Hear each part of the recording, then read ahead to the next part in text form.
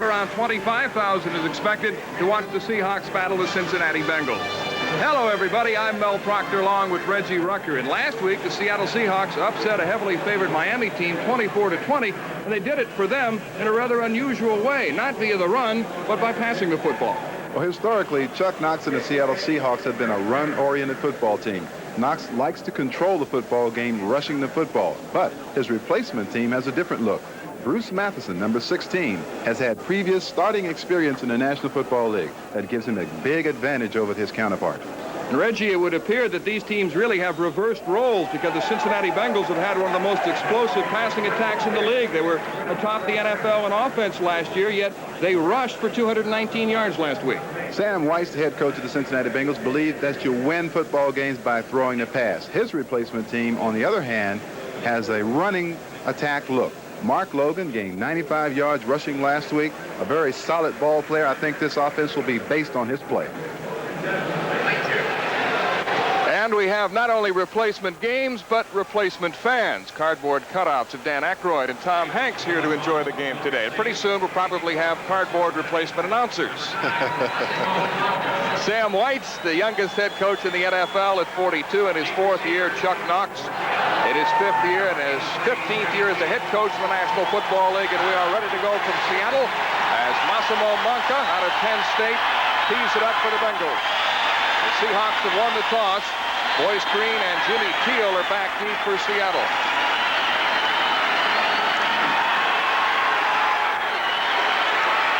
And Boyce Green, who was just signed this week, brings it back across the 30 to the 33-yard line. Green, a quality back with Cleveland and Kansas City, who just joined the team. Here's the quarterback, Bruce Matheson, who passed for 326 yards last week against Miami. Green and Eric Lane, who also rejoined the team this week, are in the backfield. Juma, possession-type receiver. Teal was a deep threat, and Teal, who caught a touchdown pass last week against the Dolphins. Burnham, Richards, Hanasek, Sims, and Andrews on the front line. Andrews, a former starter with the Bears, who also joined the team this week. And the pitch is to Boyce Green. Across the 40 to the 45-yard line goes Boyce Green to pick up a 14 yards, and Chris Barber on the stop for the Bengals. I know Boyce Green from Cleveland. He is a quality back, released on the last cut with Kansas City. What a pickup for Seattle to get a quality back and a player with experience like Boyce Green. Watch Green going to the left. He has great vision. See the hole now. He cuts back. Excellent gliding type of runner, cutting back inside, picking up the first down. Green, who was the Chiefs' second leading rusher last year, gets the call again. A good block on the cutback across midfield. And deep into Cincinnati territory is the right cornerback, Gary Hunt, 31, made the stop on Green. Defensively for the Bengals, Eddie Edwards crossed the picket line this week. He's an 11-year veteran. Berthuson, the nose tackle, and Willie Fears, who was working as a prison guard before signing with the Bengals. We'll talk more about that later. Reggie Williams, a 12-year veteran from Dartmouth. Flaherty, Sellers, and Inglis, who had a great game last week against San Diego. And an all-rookie secondary with Smith, Hunt, Johnson, and Barber. Again, it's Boyce Green, his 3rd carry, across the 40. Out of bounds at the 32-yard line. Chased out by Chris Barber, and Green adds 11 more yards to his total. What you're seeing now is a very good pro running back. Boyce Green, who has started at Cleveland and started at Kansas City, is showing what a player who has had experience in this game, who has the confidence that Green has, can do against players who haven't really had the opportunity to play top-flight caliber football in the National Football League. He was one of the NFL's top young running backs in his first 2 years. He gained a total of 1,170 yards. First down for the Seahawks at the Cincinnati 32. And it's Green again. Chuck Knox going back to the running game. Ground Chuck, which has been a trademark of his teams over the years, in Buffalo with the Rams, and here in Seattle. He doesn't have Kurt Warner, the 1,000-yard rusher, but Green doing an excellent job so far. This football team, this offense that the Seahawks have on the field today is a formidable unit. They have outstanding running, as you have seen with Boyce Green, and they also have an outstanding passing attack, as evidenced by the fact that Bruce Matheson threw for over 300 yards a week ago. Watch for number 83, Jimmy Teal. He is an explosive deep threat player. Teal is wide to the left. Grant Bengen is wide to the right. And this time it's Eric Lane who gets the call. Lane is 7-year veteran from BYU, and we've got a penalty marker down Lane had been the special teams captain here the last 4 years and a backup running back, and he just joined the team this week. So they've got 2 new running backs for this game. What Lane also gives the Seahawks is an outstanding blocker. He is a very balanced ball player. Let's wait for the call. Hey, 3rd down. Well, apparently it was a no call, Mel. And a replacement flag, apparently. But we talked about Eric Lane and that combination, that tandem of Eric Lane and Boyce Green. They should do very well today because of the experience factor and the fact that Lane is a very unselfish player who loves the block. 3rd down 2 at the 24. 4 wide receivers for the Seahawks. Matheson from the shotgun. The inside handoff to Eric Lane. Lane has a 1st down. The tackle made by 55 Lance Sellers of the Bengals, who was formerly a 6th-round pick of the Miami Dolphins. I talked to Steve Moore, the offensive coordinator of the Seahawks yesterday. He said, we know what kind of player Lane is. He's a very solid professional player. Good runner, outstanding blocker, catches the ball, lots of hustle, very rarely makes a mistake. They didn't really know what kind of runner Boyce Green was, but I think they found out on this first series. 1st down for the Seahawks at the Cincinnati 17. Kevin Juma is wide to the left. Bruce Matheson to throw. Swings it out complete to Lane, and he's out of bounds near the 10-yard line. We talked about the addition of Green and Lane, but also the addition of veterans like Howard Richards at right tackle, and the center Tom Andrews will not only improve the rushing game, but give Matheson more time to throw. Number 73 to the right of your screen is Eddie Edwards, the 11-year veteran who crossed the picket line this week. He's been out a couple of weeks. Question is now, does he have that stamina? Has he lost something while he's been standing out on the picket line? We'll see as we watch Eddie Edwards today. Edwards' reasons for crossing the picket line were quite simple. He said, I needed the money. Eric Lane punching straight ahead on 2nd and 2. Bill Bertheson, the 290-pound nose tackle from Iowa State, made the stop. He was a 12th-round pick of the Giants. It'll be 1st and goal to go. Is Eric Lane looking and taking it straight up the field. When there's nothing there, you don't mess around with running east and west. You run the ball straight up the football field. Now, this is an interesting area of the football field. Usually, the Seahawks will try to get something underneath with one of their receivers or backs out of the backfield via the pass. Lane and Green are the running backs. Juma splits out wide to the left. Eric Lane looking for an opening inside the 5. Lane is the nephew of former St. Louis Cardinal great running back MacArthur Lane, and before deciding to come back and cross the picket line, he consulted his uncle, who said, you know, you've got to make your own decision, but let me give you a little advice, and he did. Decided to come back. I remember MacArthur Lane. What a running back he was. Big, strong, fast, and very tough, much like Eric Lane. 10-14 remaining in the 1st period here in Seattle. The Seahawks threatening to score. 2nd and goal from the 2-yard line. The pitch to Boyce Green. And Green is stacked up short of a touchdown. Willie Fears, a 270-pound right end, made the stop. Fears, we mentioned, was working as a prison guard at a maximum security facility in Arkansas when he was signed. The reason why you run out of things to do in the running game inside the 5-yard line is because you have about 8 men right up at the line of scrimmage. So you have more people to block than can be blocked. That's why the yardage gets tough down here. Willie Fears actually had his hair cut by a prisoner before his first game with Cincinnati this year. Wearing a mohawk. 3rd and goal from the 1. Boyce Green over the top, but met head on, and he's stopped again. One of the Bengals, Scott Shute, timed his jump perfectly. Watch Scott Shute, number 59, meet Boyce Green head on right in the air, and that's the way you do it from the middle linebacking position when you have a runner who is trying to go over the top. When you're up in the air, you don't really have a lot of power, and Shute that time negated Boyce Green's charge. Well, on 4th and goal from the 1, Chuck Knox is going to try to get it into the end zone for a touchdown. I give it to Boyce Green. He's had it up to this point. Green is averaging 8 yards a carry so far this afternoon. Lined up in the eye behind Lane. Green again. I don't think he made it. Nope. And the Bengals prevent Lane from getting in, or Green from getting into the end zone, and Cincinnati will take over on down. So great goal line stand by Sam White's Bengals. You have to give that defensive unit a lot of credit to be able to stop that team after they've gotten down the field via the run.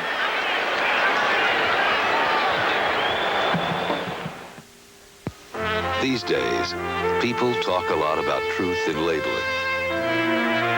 At Budweiser, we started our own truth in labeling program over 100 years ago. And what was true 100 years ago is still true today.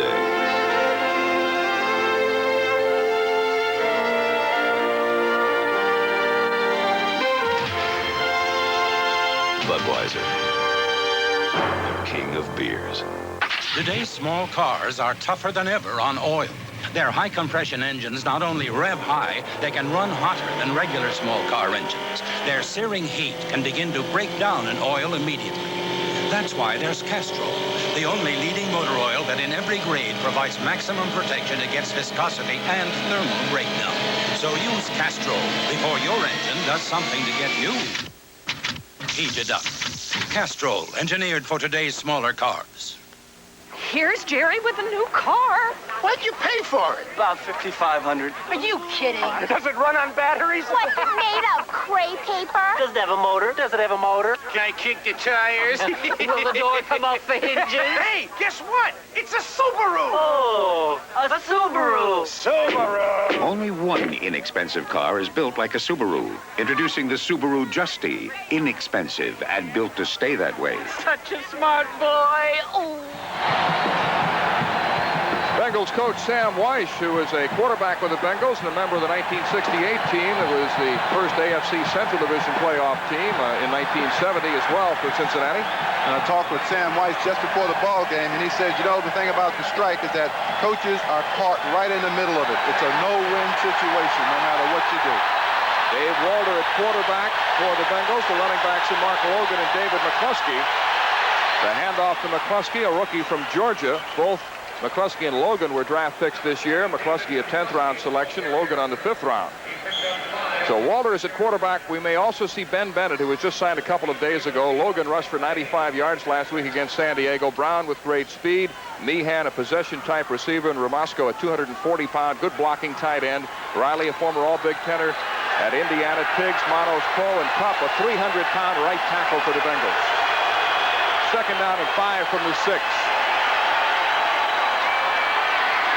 Mark Logan.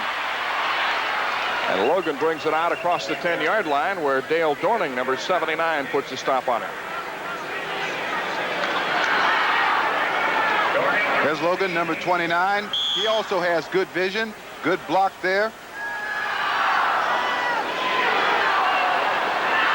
Logan, who carried 14 times for 95 yards last week against the Chargers in a 10-9 loss. First and 10 from the 12-yard line, 7:47 remaining in a scoreless first quarter from the Kingdome.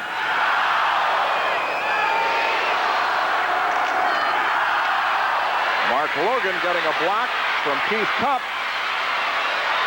Boy, Cup, the 300-pound right tackle, just flattened one of the Seahawks.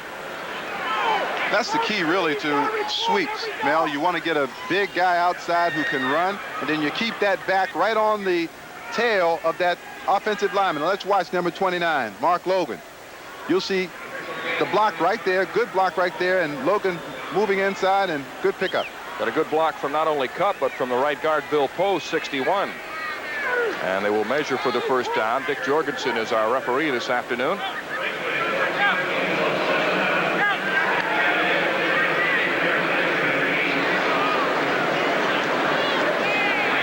Julio Cortez overseeing the measurement for Seattle. Mel, going back to Sam White, we were talking. Okay, let's take a look. Defensively for the Seahawks, Fairbanks, Graham, and Dorning on the front three. We may also see some 4-3 by Seattle. They used a lot of that last week. Cortez and McVay, both out of the University of Miami. Charles Glaze had a great game against the Dolphins. He can also play quarterback. He's the third quarterback on this team. Young, Mack, and Smith rounding out the secondary. Sam White's made a point, and I'll get to it after this play. Second down and 1 from the 21. David McCluskey straight ahead for about 5 yards.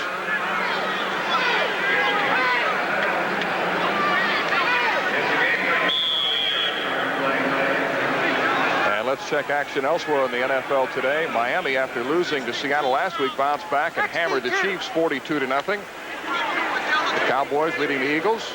A couple of finals. Houston beat Cleveland, and the Cardinals over New Orleans. San Diego beating Tampa Bay 17-13. First down for the Bengals at the 27. The pitch to Mark Logan. On the cutback, not much there, and he's met by Dale Dorning, 79. The late game's in progress. The Giants leading by a field goal against Washington. The Rams 7, Steelers nothing. 49ers and the Falcons are scoreless. San Francisco with 12 frontline players back in action. They are heavily favored in that game. Second down 10 from the 27. No score with 6:38 remaining in the first period. Dave Walder out of Michigan Tech, an 11th round pick of the Giants this year. He set 20 school records at Michigan Tech. Mark Logan. And Logan is cut down by John McVay, number 53. I don't think you can really move the ball successfully if you don't throw it downfield. Now, the Bengals are just having a difficult time finding anybody that can throw the football and receivers who can get open. Consequently, the Seahawks are sitting looking for the run. It's going to be extremely difficult for the Bengals to win if they can't throw. Seahawks go with 5 defensive backs in the nickel defense, and the Bengals have 4 wide receivers in the game.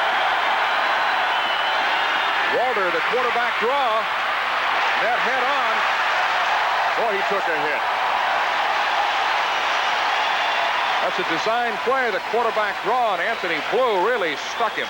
Exactly. It was a design play because Walder never looked downfield. He had no intention of throwing the football, looking to pick up the first down by running the football. And as I said, I think in this league, if you can't throw, you got a big, big problem. Here's Scott Fulhage, who had a great day last week. He punted 10 times, a club record. He almost got that one blocked, but gets it away to Jimmy Teal.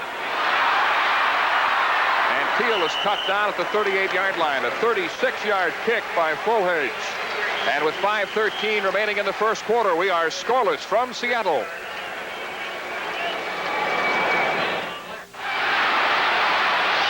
Your face takes enough abuse, so you need the Gillette Good News Plus disposable.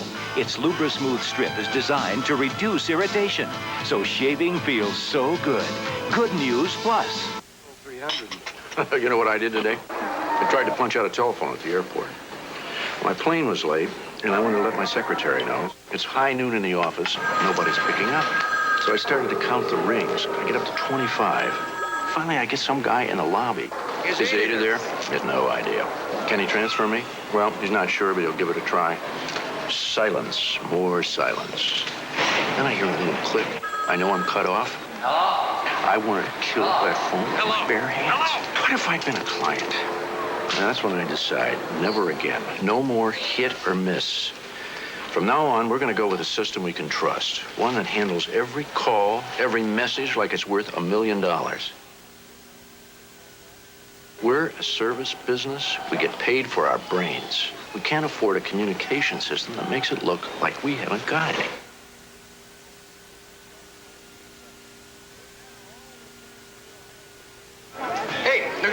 A free trip after just 20,000 miles. Yeah, but it would take you 20,000 miles to read those restrictions. He reads? Northwest frequent flyers get a free trip at 20,000 miles, period. I talked about Sam Weiss in a statement that he made to me that coaches are caught in the middle of this strike thing. He thinks that you can't win because if a replacement player has a good game and you compliment the player, then his players on the outside who are striking thinks that he might be trying to replace that player with one of the replacement players, and I don't think that's it at all. I think head coaches in this league are always continually trying to upgrade the talent on the football field. Now the Seahawks on their first possession drove 67 yards to the 1-yard line and could not score. On 4th and 1, the Bengals held, so Seattle will try it again, and Bruce Matheson goes right to the air, swings it out complete to Eric Lane. And Lane is brought down at the 39 by Mark Johnson, the strong safety, with help from the right cornerback, Gary Hunt. Lane, who was one of the last cuts for the Seahawks in training camp. The key in these games, Mel, of course, is to play at quarterback. If you've got a quarterback like Bruce Matheson, who has started in the National Football League before and who has experience in reading coverages and getting the ball to the right people, you have a big advantage on the opposition.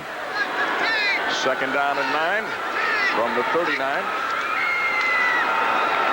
Matheson with time, and he hits his big tight end, Mark Keel, for a first down in Bengal territory, a gain of 15 yards. And there's an indication of what I'm talking about. That time, Matheson looked out to the sideline looking for Teal. Teal was covered. He came back to the secondary receiver, who is Mark Keel. Now, look, he's looking out for Teal. Teal is covered. He comes back inside to Mark Keel, number 85. Good play. Keel, a veteran of the USFL. He played 3 years with Arizona, Chicago, and Jacksonville. The pitch to Eric Lane on a cutback, reversing his field.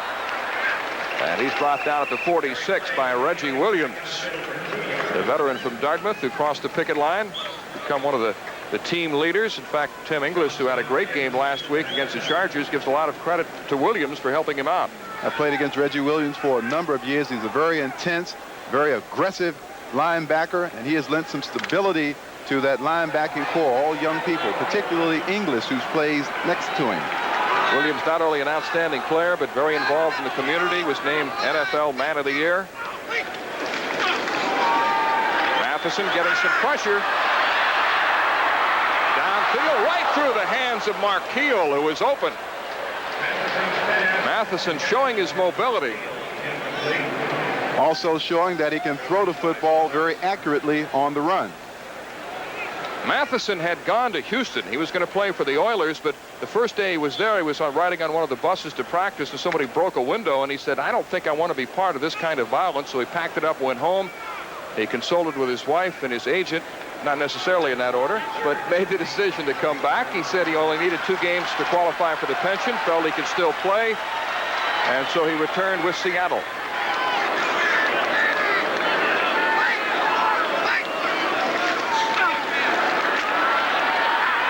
Sideline pattern, he overthrows Kevin Juma.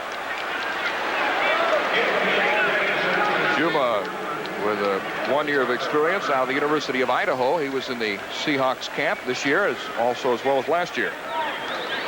So a punting situation on 4th down. That's Steve Moore, the offensive coordinator of the Seattle Seahawks. Russell Griffith will kick it away for Seattle. He was supposed to accept a job with a correctional facility in Los Angeles on October the 26th, but he would certainly like to continue playing football if at all possible. Ken Brown is deep for the Bengals. Cincinnati roll, and it's touched by one of the Seahawks at the 20-yard line. So we have 3:02 remaining in the first quarter from the Kingdome. The Bengals and the Seahawks are scoreless. Introducing the McDonald's Salad Team, an all-star lineup led by this year's most valuable player, Sharon Jones. She tosses a crisp salad.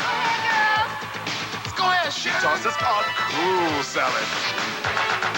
She tosses McDonald's salads fresh all day, every day. Sharon and the Salad Team, bringing exciting fresh taste to the salad game.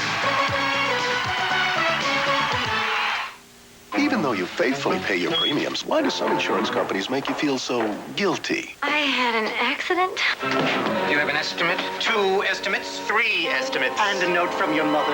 My mother? Leave it to the good hands, people. In most cases, Allstate will give you a settlement on the spot without 3 estimates or a note from your mother.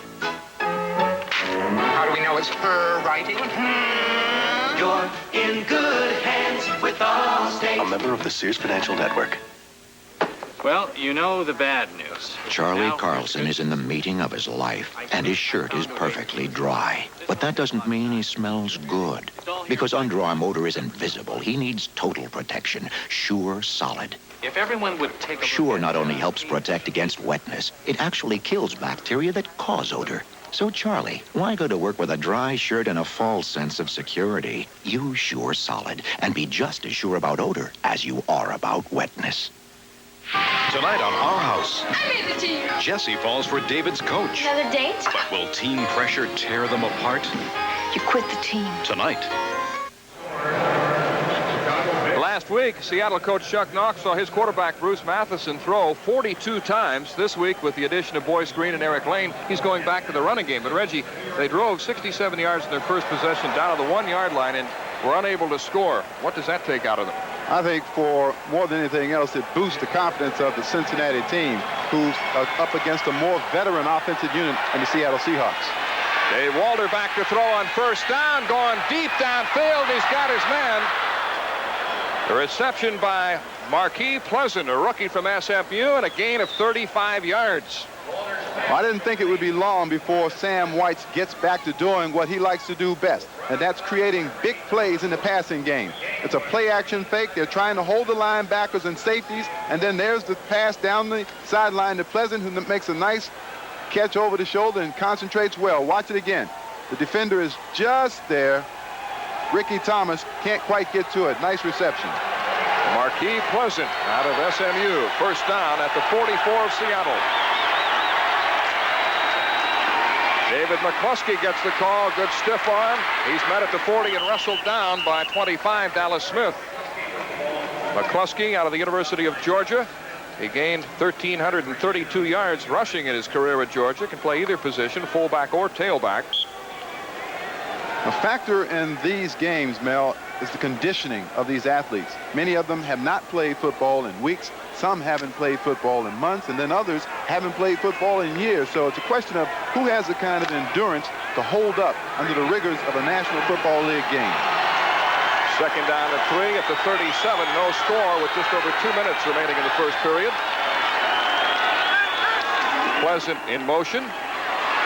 Mark Logan straight ahead. And Logan's got a first down. Just taking what you were saying a little further, Tom Catlin, the defensive coordinator and assistant coach for Seattle, said he told his defensive players, when you're tired, let me know. I don't want you to be out there with the tank empty early in the game, so we'll give you a blow. And he said he knew he was in trouble last week, and when a defensive back, after the 6th play of the game, came to him and said, I'm tired. He said he knew it would be a long day. When you're tired, you do two things. You make mental mistakes, and there's a chance that you might get hurt. Steve Moore and Chick Harris talking with Boyce Green on the sidelines. Here comes McCluskey, the 227-pound rookie, for about 3 yards.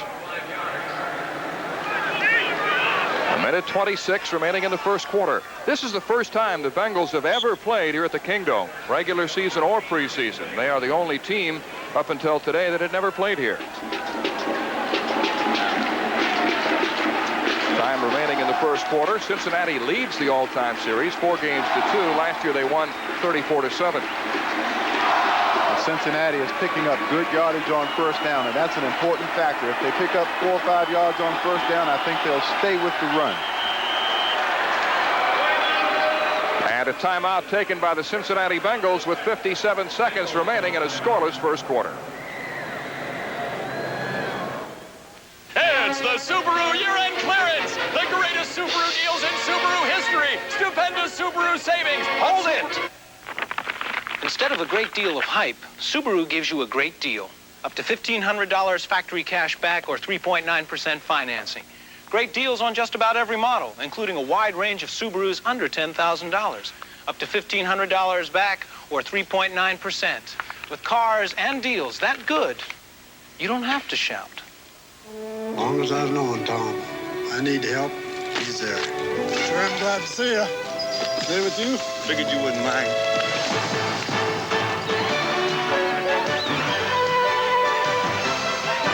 And when the last stray's rounded up, you head for the mountains. Bush. And the beer that goes down smooth as a mountain stream. Sure owe you one. How about this in here? Head for the mountains of Bush beer. Performance. For some people, it's more than a passion. It's a way of life. Well, for all those people for whom good enough just isn't good enough, there's Speed Stick Antiperspirant. Nothing is lighter. Nothing glides on drier. Nothing gives you all-day protection in a bigger way. All-day performance that's unbeatable. If you're going to give 110%, your antiperspirant should give 110% too. Speed Stick, the white stick. By Menon. Next Sunday, the NFL plays here when the Dolphins battle the Jets. Before your team takes the field, our team hits the air. NFL Live. One of the actors that you saw in that Your Team Plays Here promo was this young man, Fred Orange, who is portraying a football player in the promo and is actually a football player today. He's a local product from Sherwood High School here in Seattle. Played collegiately at Chapman College. His team indeed is playing here today. 57 seconds remaining in the first quarter. Second down and 5 for the Bengals at the 26 of Seattle. Handoff to Mark Logan, met straight on by Rico Tipton, number 52, a 240-pounder from Washington State, who played briefly in the Canadian Football League with Hamilton and also had a tryout with the 49ers last year.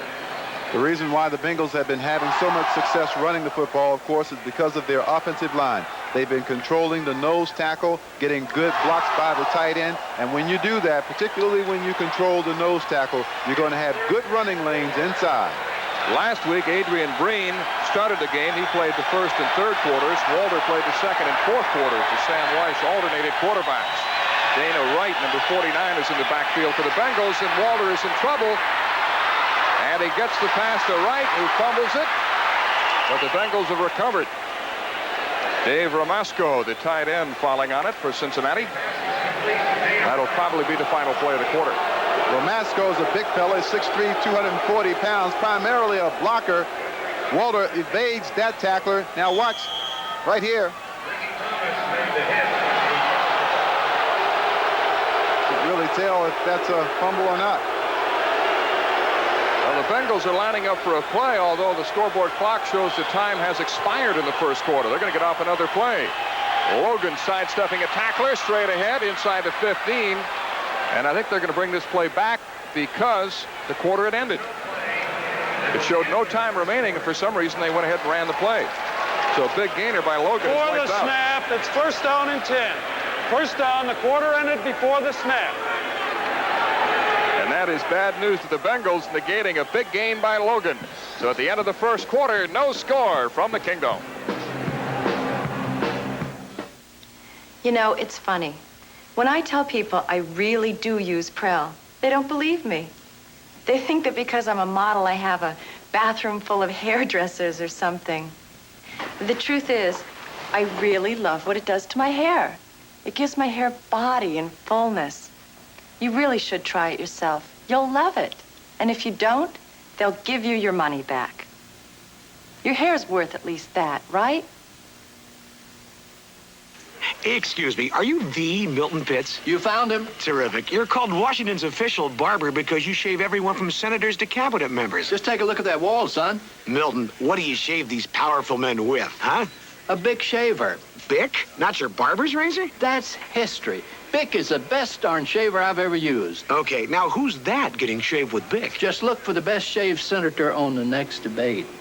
The Bic shaver. If it's good enough for Milton, it's good enough for you.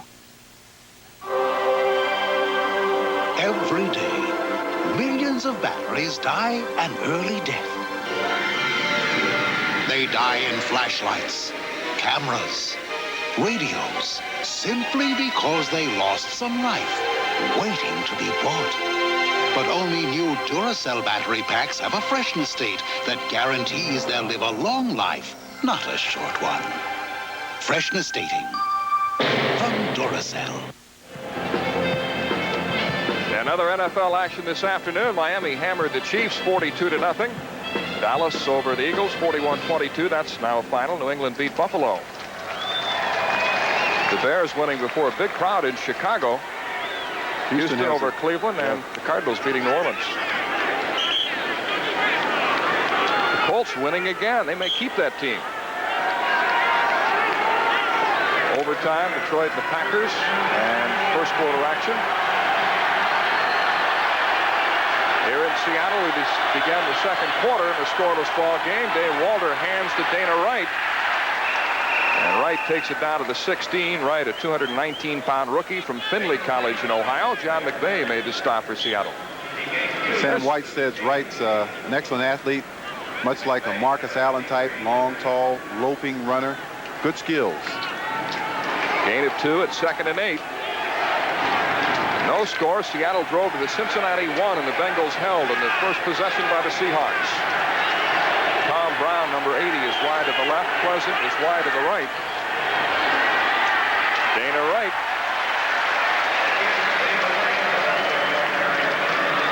Bengals have not had nearly as many changes as have the Seahawks this past week. They saw Eddie Edwards cross the picket line, added Tom Brown, Michael Wade, Rodney Tweet, a couple of wide receivers who were in camp earlier and came back. 3rd down and 5 now.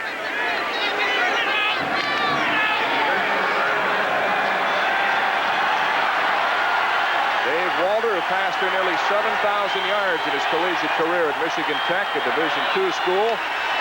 Logan, big hole on the cutback inside the 10. And he stopped at the 5-yard line. Big run by Mark Logan, and Rico Tipton stopped him short of a touchdown. Excellent call that time. Seattle's expecting pass. Sam White comes with the draw to Logan, and while all of the defensive backs and linebackers are moving back into the secondary, Logan picks up the 1st down rushing. 7 carries for 33 yards. He rushed for almost 1,800 yards in his career at Kentucky. 1st and goal to go from the 5-yard line.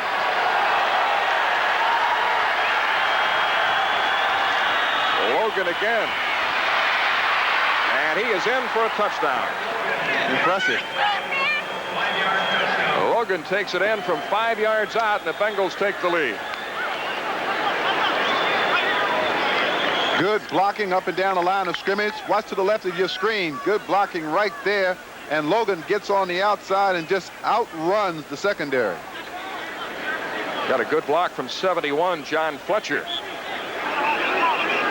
And Mark Logan takes it in to give Cincinnati the lead, 6-0. Massimo Monca is in to kick, but first some conversation by the officials.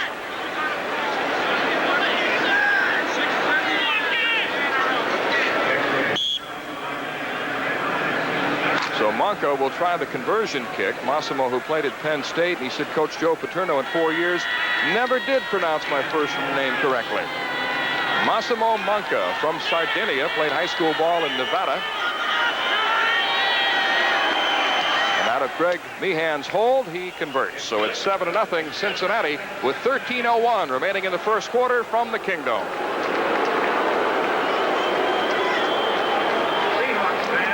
The time I smell pretty good. Deodorant under each arm, aftershave, cologne. Hey, the last thing I need in this job is body odor. But sometimes in the heat of competition, things get a little close. I'm glad I use Safeguard every day. It's not just a cover-up. Safeguard helps protect against the bacteria that causes body odor. Plain soap can't. With Safeguard on my side, those little bacteria hardly stand a chance. Neither does the competition. Why is this man breathing like he left his cold at someone else's house? Taking the time to read a book instead of reaching for a tissue. Relaxing in his favorite chair with muscles that no longer ache. Laughing instead of coughing. Resting instead of suffering. Why? Because instead of taking a cold tablet, he took NyQuil. A nighttime sniffling, sneezing, coughing, aching, stuffy head fever so you can rest medicine. Now a new cherry flavor, too. Here's Jerry with a new car. What'd you pay for it? About $5,500. Are you kidding? Does it run on batteries? What's it made of? Crepe paper? Does it have a motor? Does it have a motor? Can I kick the tires? Will the door come off the hinges? Hey, guess what? It's a Subaru! Oh, a Subaru. Subaru! Only one inexpensive car is built like a Subaru. Introducing the Subaru Justy. Inexpensive and built to stay that way. Such a smart boy. Oh.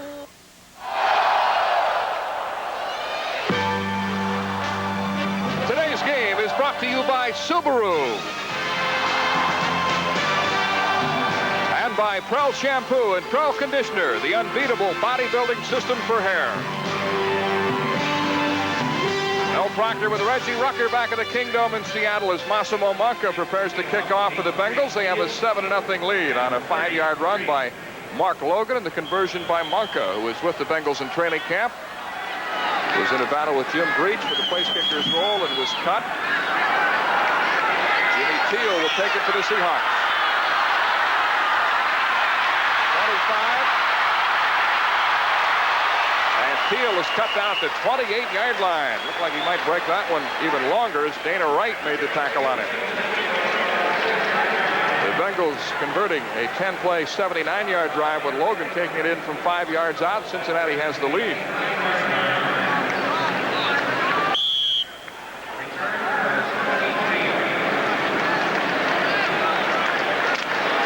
What you're going to hear now is the snap count of the Seattle Seahawks. There are 3 sets of numbers. First, here comes Boyce Green on the cutback across the 30 to the 34. We're going to talking about the snap count, Mel. There are 3 sets of numbers that pro football teams use. The first set of numbers identifies the defense. The second set of numbers tells you the play, and the third set of numbers is actually when they're going to snap the ball. Now listen, and you'll hear that, unless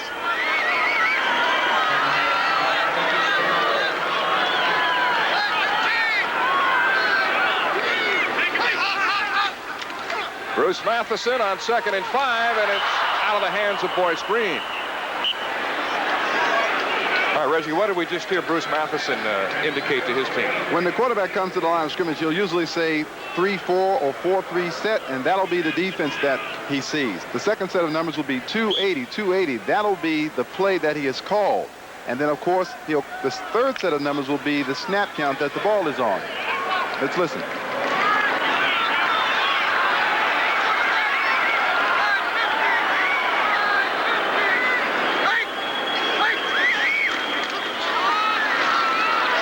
Looking downfield, and his pass is incomplete, intended for Brent Bengen, 81. All right, now Matheson, when he comes to the line of scrimmage, he sees the defense, and he's the only one that can see the complete defense. So he is telling the offense what kind of defense they're in, and that helps the offensive linemen and backs make adjustments to the defense.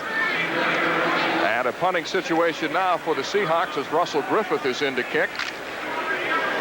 12:04 remaining, second quarter. Cincinnati leads 7-0. Griffith, who played at Weber State, he kicked 5 times for an average of 38 yards last week against Miami. Getting a big rush and almost had it blocked again. Ken Brown at the 30. Great coverage by the Seahawks, who take tremendous pride in their special teams. A 36-yard punt, a 4-yard return with 11:55 remaining in the second period. The Bengals lead by a touchdown.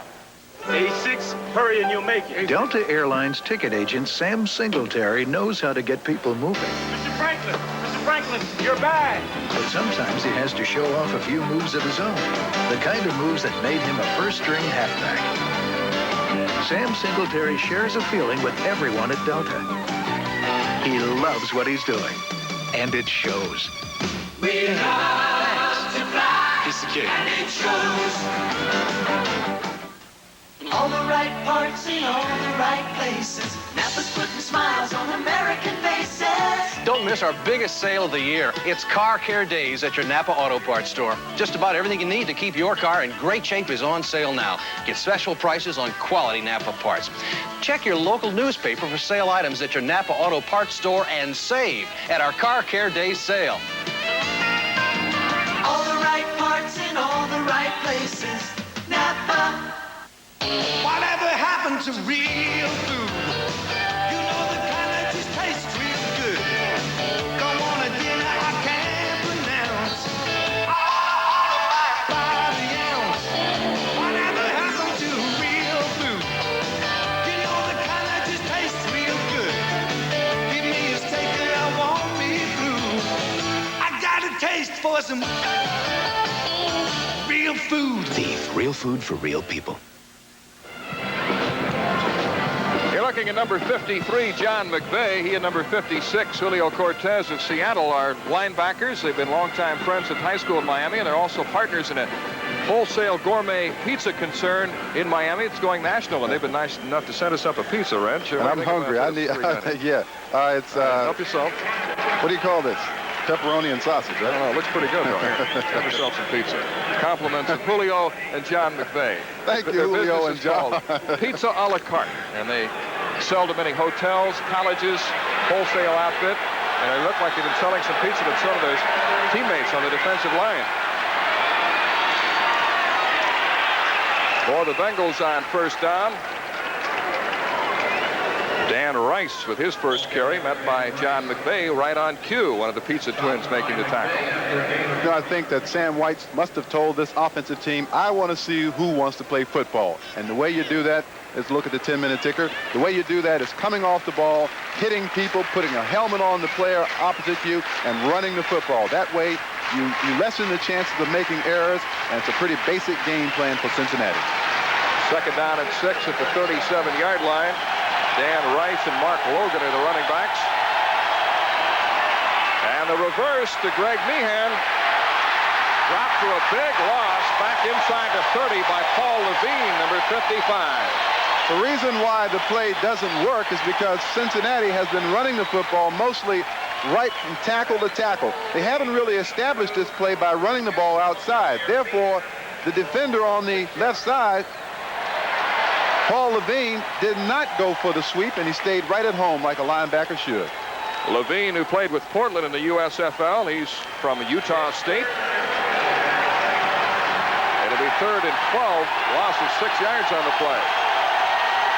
7-0 Cincinnati. Dana Wright is in motion. And Dave Walter falling on the football. Looks like that Seattle defense has suddenly become aroused. The big play by Levine seems to have inspired them. Well, Cincinnati cannot afford to get in a 3rd and 12 or 3rd and 13 situation because they don't pass the football well when they have to. Scott Fullage is in to punt. He and Greg Horn, another rookie, battle for the punting job, and Fullage just barely lost out in training camp. He's been outstanding so far.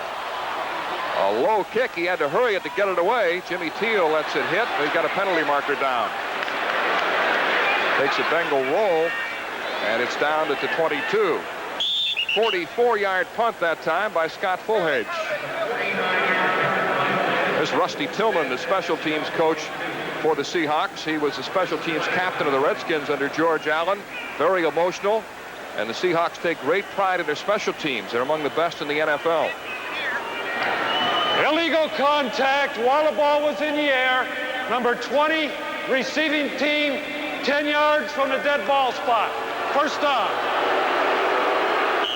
Penalty against Arnold Brown, number 20.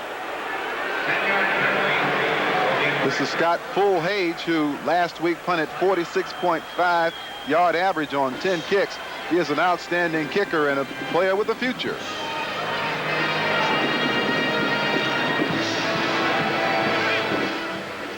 It's the Subaru year-end clearance. The greatest Subaru deals in Subaru history. Stupendous Subaru savings. Hold it. Instead of a great deal of hype, Subaru gives you a great deal. Up to $1,500 factory cash back or 3.9% financing. Great deals on just about every model, including a wide range of Subarus under $10,000. Up to $1,500 back or 3.9%. With cars and deals that good, you don't have to shout. Buck, we've got trouble in the trail. Chasing a wayward bull's one thing. Bringing him home's another. Boy, I never seen that before. And when you found a way to lure him back, you head for the mountain. Bush. Head for the beer brewed natural as a mountain stream. Head for the mountains of Bush beer.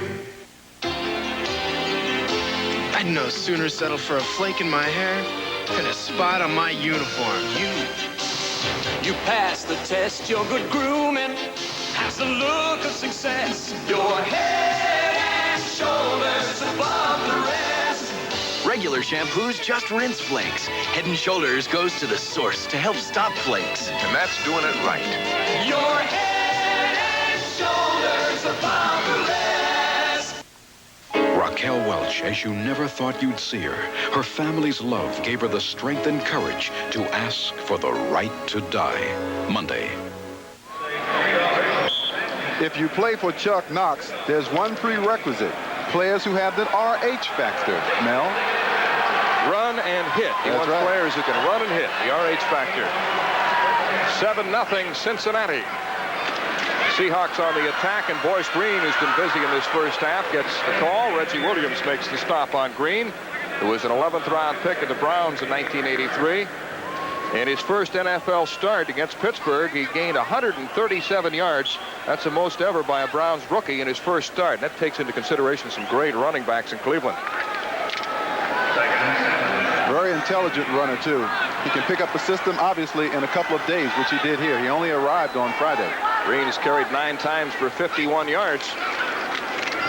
Green spinning away from a tackler. And he's wrestled down by Reggie Williams. Green was working for a telemarketing firm in Kansas City when Seattle called. I'll tell you, this game does not lack for good hitting. Reggie Williams being one of the hitters that time that stopped Boyce Green. They are very crisp today. I think the play of the replacement teams has picked up with another week of practice.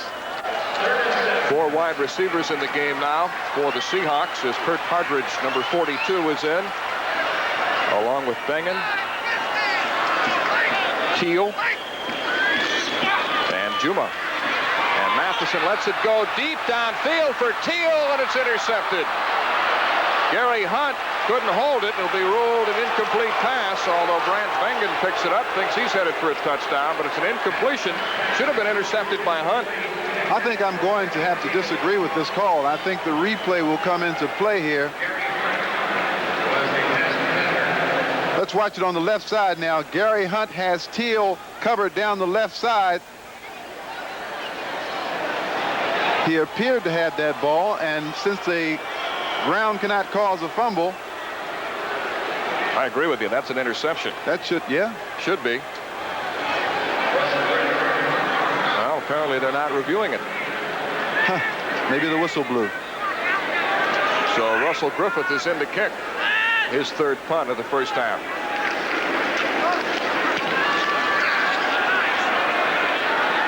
Ken Brown takes it at the 48.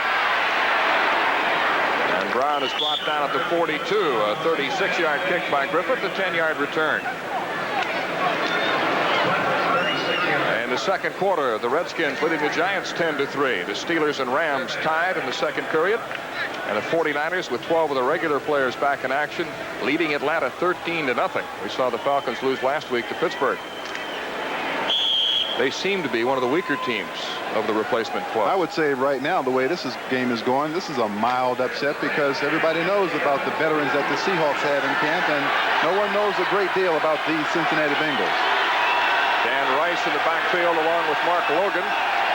In motion is the tight end Ramasco.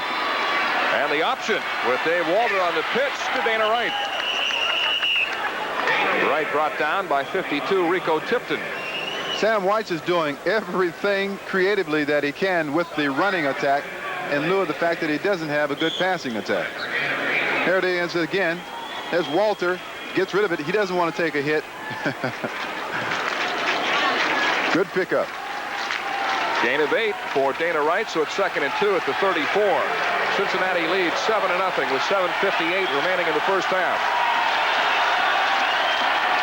Dana Wright lowering his head and driving forward. He's brought down at the 33. Wright against San Diego carried 10 times for 32 yards. He's a 9th round pick of the Giants this year. This is statistics from Findlay College in Ohio, where he averaged 111.5 yards rushing per game. And the reason why you're seeing so many players, as we talked about it earlier, it's a conditioning factor, Mel. They've had 2 sets of running backs, and normally a National Football League team would go with his regular players unless they were injured. But here, you have to keep alternating players because of the lack of conditioning. 3rd and 1 from the 33. Dan Rice straight ahead for the first down. Ball carrier was Dan Rice. This is John McVay right in the middle of the defense.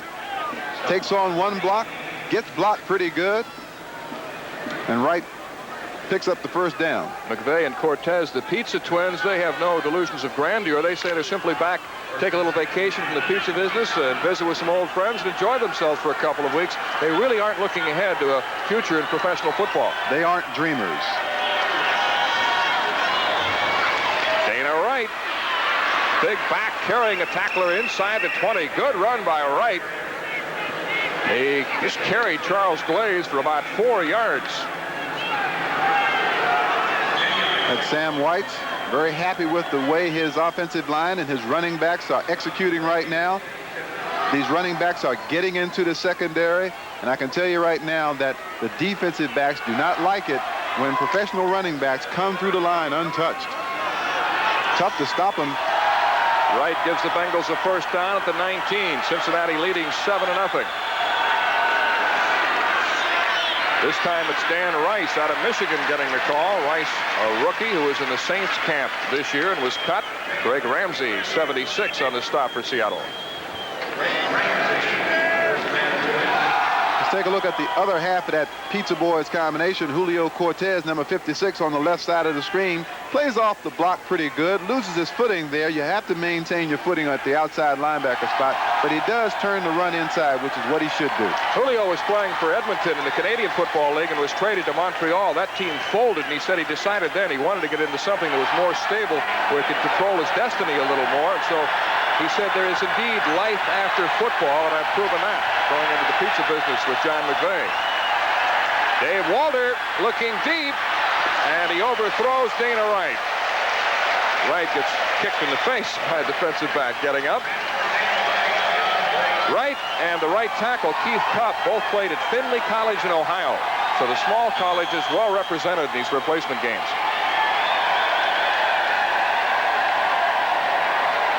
There's Cup, big number 72, a 300-pounder. He wants to be a pro wrestler when he's done playing football.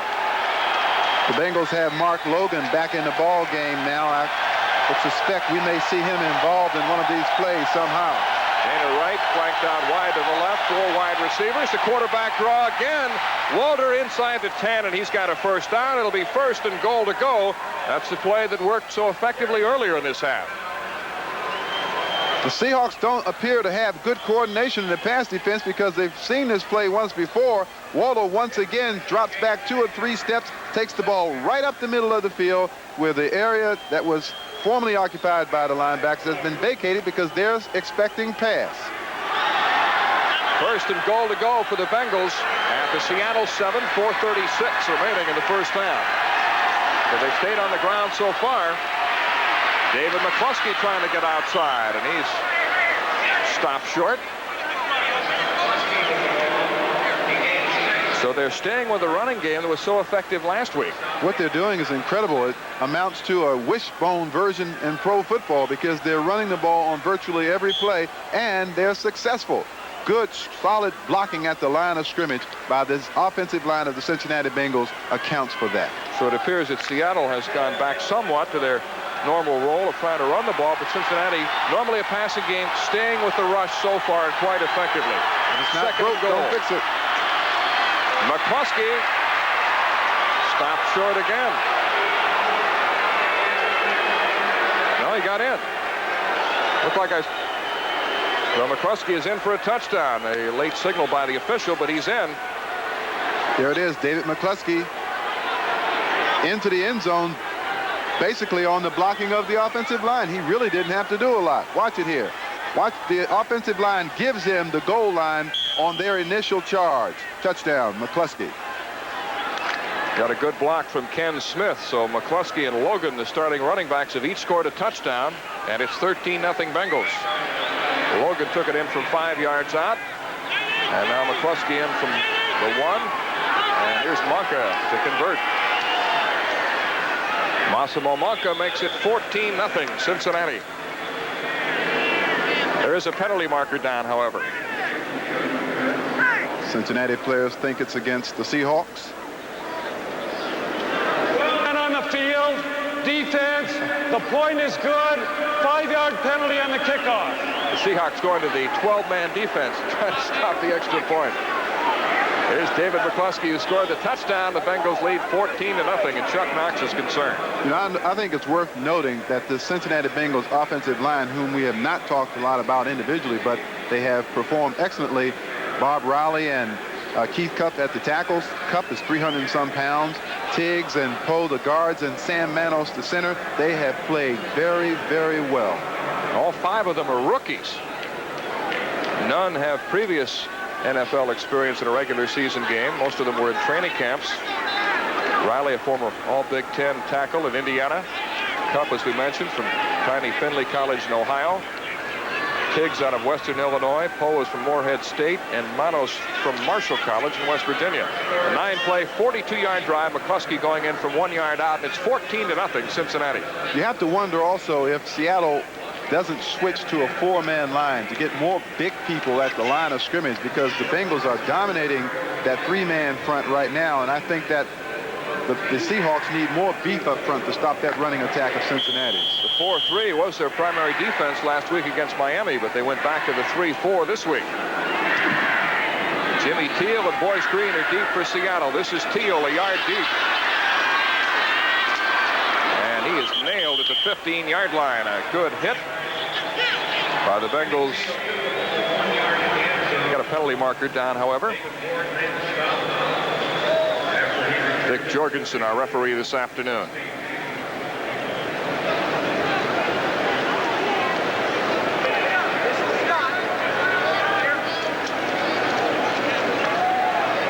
Illegal block, number 54, receiving team, first down.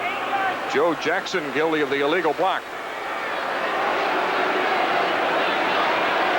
This is Teal. Now you watch the left-hand side of the screen. You can see Joe Jackson or one of the Bengal players being blocked from behind. So it'll be 1st and 10, but from the 8-yard line with 3:41 remaining in the first half. It's 14-0 Cincinnati. Boyce Green and Eric Lane are the running backs. Play action fake by Bruce Matheson going deep. He's got Teal downfield. In the crowd, he can't hold it. Double coverage by the Bengals. Darrell Smith was back deep, along with Gary Hunt.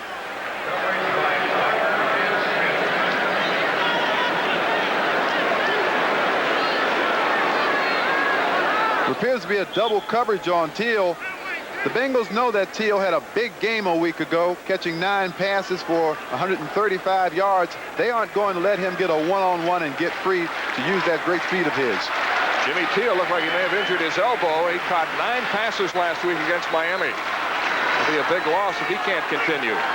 On 2nd and 10, Matheson, who's fired 6 straight incompletions, in trouble, under pressure, and on the run, he completes it to tight end Mark Teal.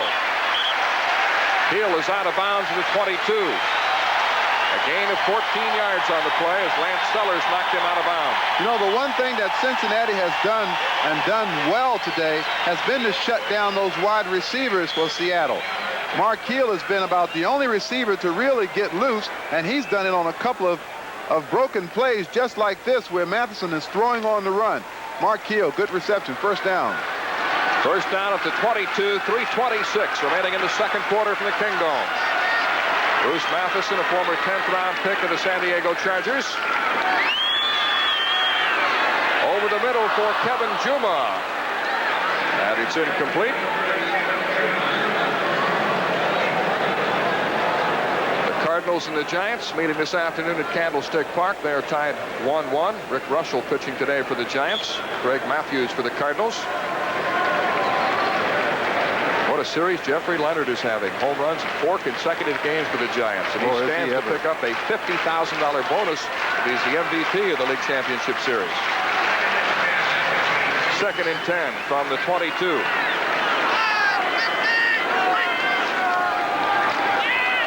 Matheson is sacked. Dumped in the backfield by Tony Catchings, number 56, a rookie from the University of Cincinnati.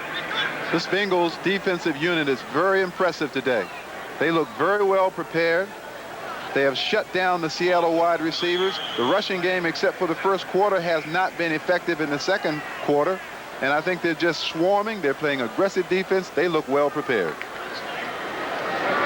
So it'll be 3rd and 18 now for the Seattle Seahawks. Matheson from the shotgun.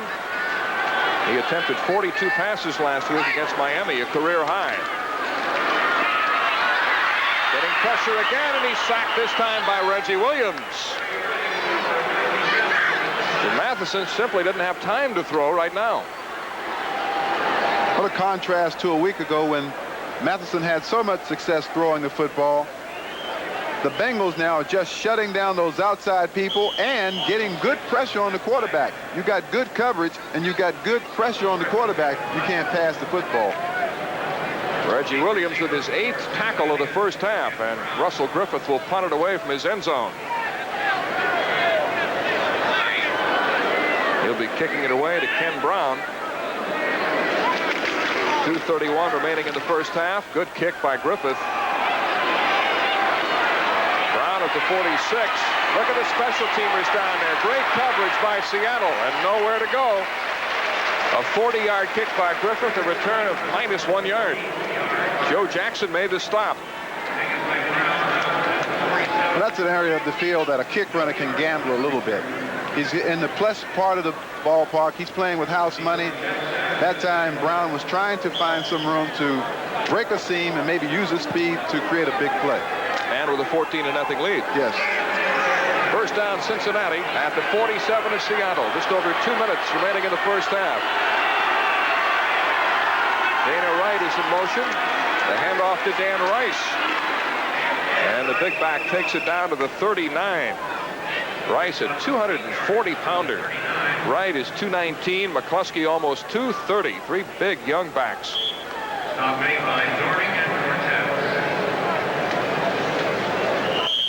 And now we'll get the 2-minute warning. With 2 minutes remaining in the first half in the Kingdome, the Cincinnati Bengals lead the Seahawks 14-0. Liberty Mutual Insurance presents Legends of the Game. They called him the Stork, and he used his massive size to be an all-pro for the Colts, Packers, and Raiders. As a stellar defensive end, he set an NFL record with 4 career safeties. Who was this legend? In the past 2 years, 500,000 more Americans switched to Liberty Mutual for their auto, home, and life insurance. More Americans are living in homes, getting into cars. And for workers' compensation, more American workers are insured by Liberty Mutual than anyone else. Because Liberty Mutual people do the job right. America believes in liberty. Liberty Mutual Insurance. Ted the Stork Hendricks starred in 4 Super Bowls, but it was his maniacal style that earned him status as a legend of the game. When you bite Dentine, that snappy flavor bites you back. And that tingle freshens your breath. Dentine, the gum that bites you back. Winter allergies and colds, the sneezing and congestion can make you feel miserable. For relief, discover Benadryl Decongestant, combining Benadryl with the decongestant found in the leading cold medication, Benadryl Decongestant.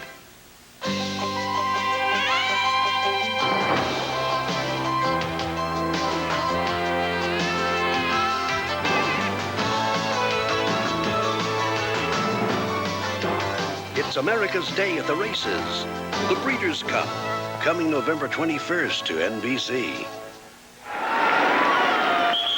Mel Proctor with Reggie Rucker back in Seattle with 2 minutes remaining in the first half. And Reg, what's going on here? This is the way Sam White does it when he calls a timeout. He brings the entire team to him. That way, everybody on the defense knows what's going on. Dana Wright gets the call for the Bengals. Sam White has used 4 different running backs in the first half. Dale Dorning makes the stop on Wright.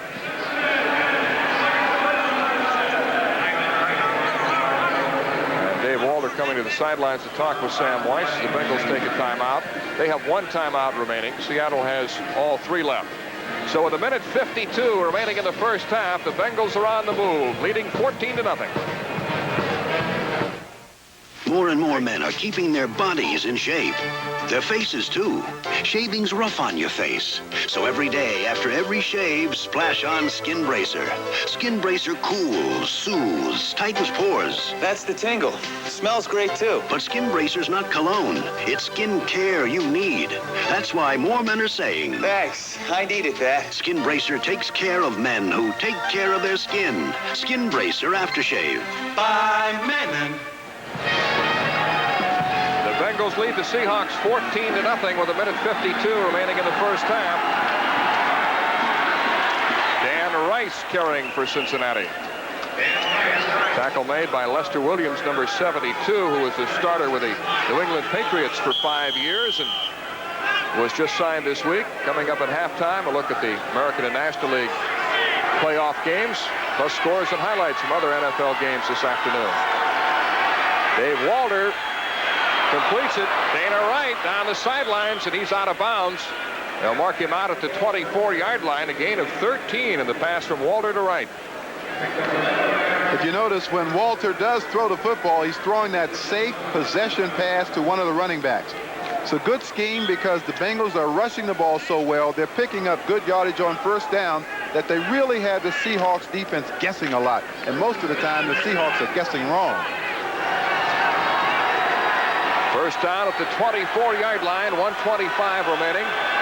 Wright and Rice are the running backs. Dan Rice breaks away from a tackler, and he picks up about 8 or 9 yards. These big backs are really grinding it out. Yes, and Rice is 240 pounds. You are not going to win a football game if you can't stop a National Football League team from running the ball on first down and picking up 5 yards or better. The school's out. Bengals in their 2-minute offense now as Walter's pass is batted down. Somebody got a hand on it at the line of scrimmage as he tried to hit Dana Wright. Dave Walter, who played at Michigan Tech, set 2 Division II marks, broke 20 school records. Sam Weiss sending in the plays from the sidelines. Well, this is a virtual assault on the defensive front 7 of the Seahawks.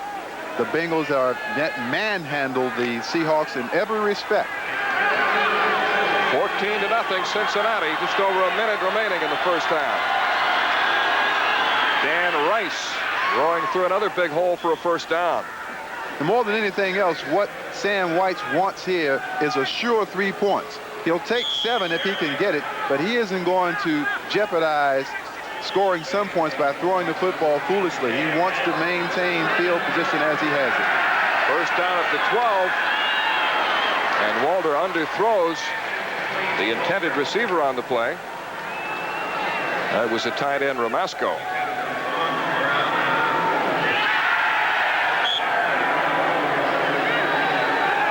So we have 38 seconds remaining. It'll be second down and 10.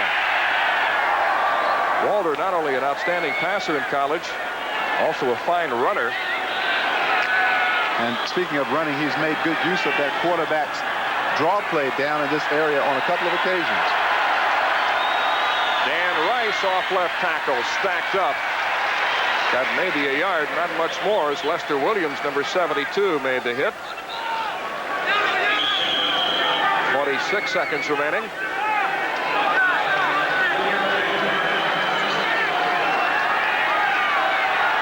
may be the last play for a field goal attempt. Walter throws it out of bounds. So we have 12 seconds left.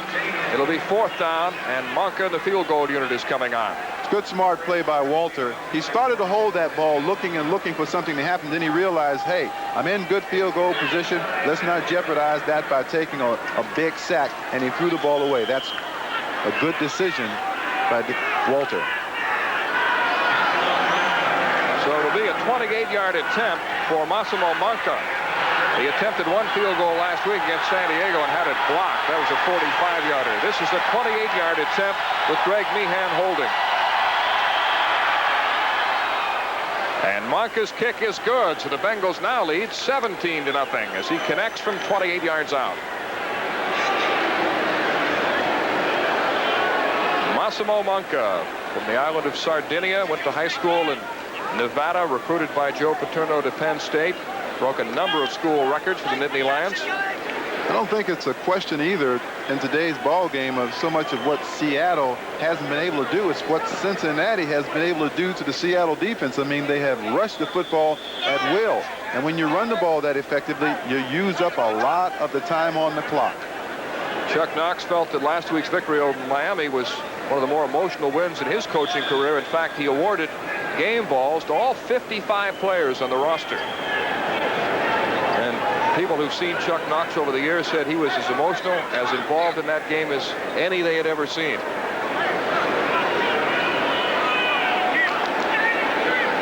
We have 9 seconds remaining in the first half. The Cardinals and Giants tied 1-1 in the third inning at Candlestick. I think these coaches in these replacement games take this thing a little bit more personally than they do ordinarily, because actually it's when you win, it's a coaching victory. Sure, the great athletes and stars aren't on the field, so it's what you do strategically that determines whether you win or lose. Boyce Green and Jimmy Teal awaiting the kick. It's a short kick, fielded by Eric Lane. And Lane is tackled at the 40 with 3 seconds remaining in the first half. David McCluskey, who scored a touchdown earlier for the Bengals, made the tackle. Well, the Seahawks have time for one desperate play.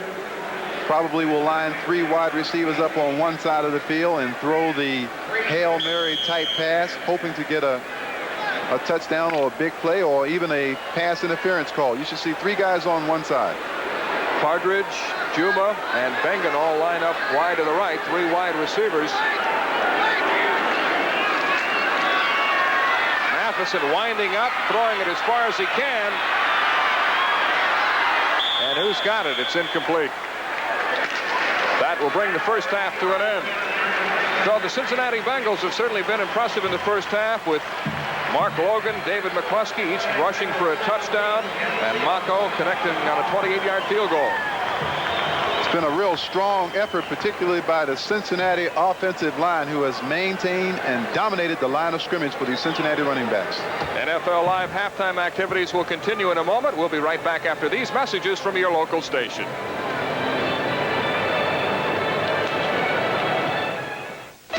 Alf moves to a monastery. Where's the little monk's room? Will he take a vow of silence? Bite your tongue. Meet the monk from Melmac, Monday. He's very entertaining. Then on Valerie's Family, the boys get girls. Oh, yeah, that's Janice, the old ball and chain. But Mark's girl wants Willie. Having an affair? Make it sound so Monday. You do not have to spend much time on a country road before you become familiar with the primary law of 2-lane driving. How fast your car may go is important, but not nearly as important as how fast it goes around somebody else's. Before you buy another car, be sure you see the Sterling.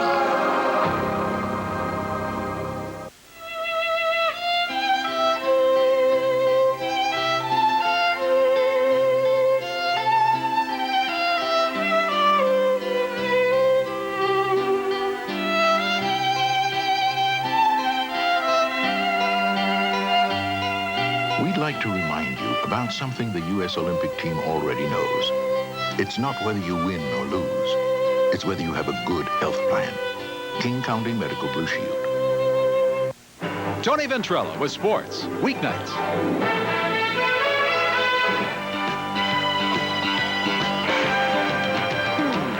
Len Berman along with Ahmad Rashad, Paul McGuire, NFL Live in New York. The baseball at Candlestick Park, they are tied 1-1, Giants and Cards, as they play the 3rd inning. You know, football attendance up today drastically in the second week of replacement games. The early games totaled 255,000 fully paid customers. All of last week, 238. Now, this 255 doesn't include the late games. Now, maybe people held on to the tickets thinking the strike would be settled. I don't think they're buying the style of play more than they did before. At the Meadowlands, the Super Bowl champion Giants could be 0-4. Probably will be. It's 24-3 as they near halftime there. The game you're watching, Cincinnati leading at halftime over Seattle, 17-0. Elsewhere, Pittsburgh and the Rams in Anaheim, they're tied 14-14 in the second quarter. San Francisco and all their regulars back, or at least 12 of them across this week, leading the Falcons 13-0. Montana did throw a touchdown pass to Dwight Clark in that one for 6 yards. Miami took no prisoners. Their first game ever in the new Joe Robbie Stadium, 42-0. Almost 26,000 there. This kind of play happened all over football this afternoon. Kansas City's Chris Smith fumbled, picked up by Lifford Hobley, who was the only Dolphin regular that crossed the picket line, and he scored on a 52-yard fumble return. So a big win for the Dolphins today. Dallas, with a crowd of over 40,000 at Texas Stadium, largest crowd of the strike, 41-22 was the final there. And this may be one of the most interesting plays anywhere today. Philadelphia, Reggie Brown, man fumbles, picked up by Dale Jones. Oh, a cute move here. First, somersault. That was good. Keeps on going. Go get him, Dale Jones. No, he didn't get the touchdown, but And talk about rubbing it in. You know, Dallas was up 27-10 in the game, and then they put in Danny White and Tony Dorsett. Elsewhere, New England over Buffalo, 14-7. The Buffalo Bills are now 1-3, less than 12,000 at Sullivan Stadium. Interesting story here. 3 block punts turned in by the Buffalo Bills, and they lost the game. You would think after that block they could go on in and score. No, the Bills did not. They were in trouble. How about this guy? Strike is killing us. They should give him a brain scan. He paid a full price for that ticket to stand there and hold up that sign. All right, Chicago over Minnesota, 32,000 at Soldier Field, 27-7. So the Bears are 4-0. Strike or no strike, the Bears roll on. Houston takes over first place AFC Central, 15-10. They beat the Cleveland Browns. We have a play from that game as well. Cleveland quarterback Jeff Christensen, he heads back and forget it, Jeff. Jesse Baker, who's had some pro experience for Houston. That's the safety, and the Houston Oilers, they may be for real, or at least they are during this strike. St. Louis and New Orleans, a terrible crowd, less than 12,000 there. They're thinking baseball in that city anyway. St. Louis beat New Orleans 24-19. Indianapolis, they are America's strike team. They won 6-0. They are 2 for the strike. The Jets now 0 for the strike. In that game, David Norrie is the quarterback for a part of the game for the Jets, and he was the one who got sacked so many times. Look, he threw the ball right off his receiver's back, right off of Stan Hunter, went right to Bryant Jones, returned the ball, and Norrie was sacked 4 more times. The Jets 2-0 before the strike, and as we said, 0 for 2 since. Overtime, and Detroit has won in Green Bay at Lambeau Field, nearly 36,000 there, 19-16 the final in overtime. Detroit's first win of the year. They are 1-3. And Tampa Bay was leading 10-0 at halftime, but San Diego came back to defeat them 17-13 the final there for San Diego in front of 24,000. Rick Neuheisel, well, here's another one of those records. Will you count it? Touchdown pass he threw for 82%, which breaks Dan Fouts' club record, so another Astor record on that one when it goes into the books. And some updates. Go ahead, Paul. Just hand it in. We're not. Rams just scored before the half. It's 21-14. The Rams in San Francisco just scored another touchdown, so it's 20-0 San Francisco. You like the play so far today? I wish they'd teach them how to recover a fumble and catch a pass. I think those are the 2 things you have to work on. Those things, they bother me. I mean, I usually like to try to say something nice about something, but there's nothing nice that's been happening today. These guys are not the real football players that should be there, but they're still pros. And there's just a few things you expect from a pro. 1, be able to catch a ball, and 2, be able to hold on to it. They can't do either one. I hear McGuire's suiting up next week. Boy, I can't wait to see that. I would pay full price to see that one. All right, the Cardinals have taken a 2-1 lead over the Giants in Game 5, and they're tied 2 games apiece, so it's now 2-1 Cards as they play the bottom of the 3rd at Candlestick. Coming up, more football action as we continue on NFL Live, but up next, let's check out some words from your local station. The most dramatic series on television returns. Being an adult American citizen means having the right to make your own choices. How about murder, Mr. Fredericks? You want that right, too? Objection. The winner of 5 Emmy Awards. Have we consummated our deal, Mr. Becker? I believe that we have. Opening with an exciting season premiere. Thursday, L.A. Law. Today's unheard of car prices, unfortunately, come from car companies that were unheard of not so long ago in America. Cars with little history and an unknown future. But if you want an inexpensive car from a company with a track record, there's really only one. The new Subaru Justy. 92% of all Subarus registered since 1975 are still on the road. Why buy a car with little history when you can buy one with a heritage? Get Justy the right car at Justy the right price at your Northwest Subaru dealer. King 5 News with Don Porter, weeknights.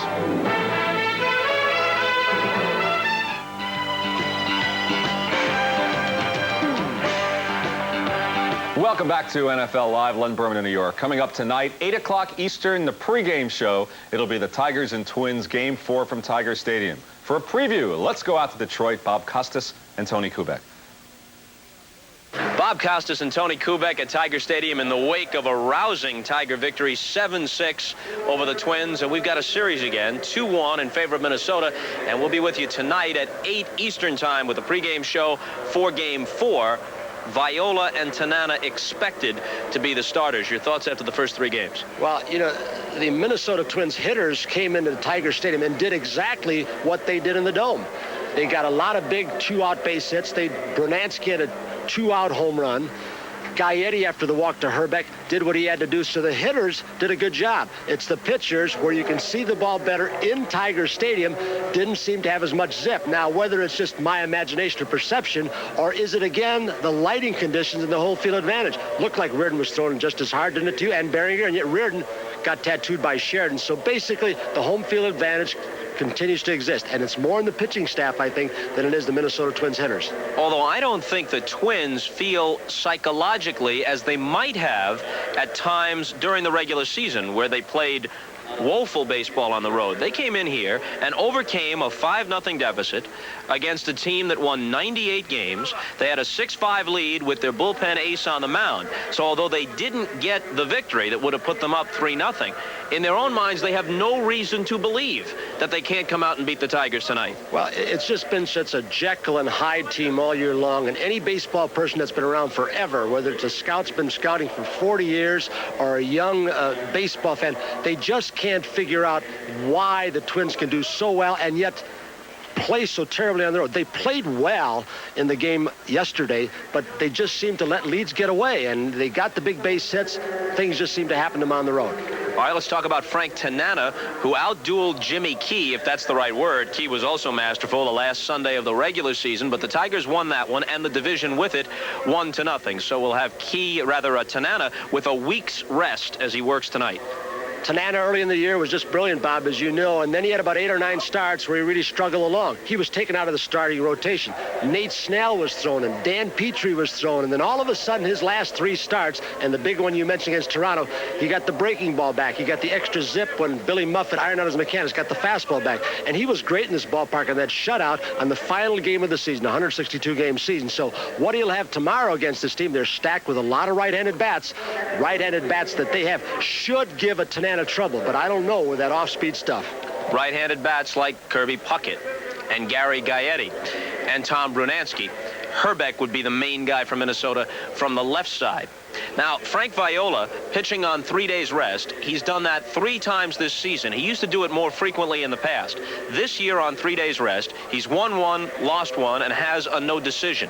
He didn't throw that many pitches in the first game on Wednesday night, and so maybe he can come back and do it. I'm not so sure that matters how many pitches at this stage of the year. Remember Whitey Herzog going with Tudor on 3 days rest? Remember Bobby Cox in the League Championship Series, forcing Doyle Alexander and Dave Steve on 3 days rest when Dick Hauser's team came back down 3-1.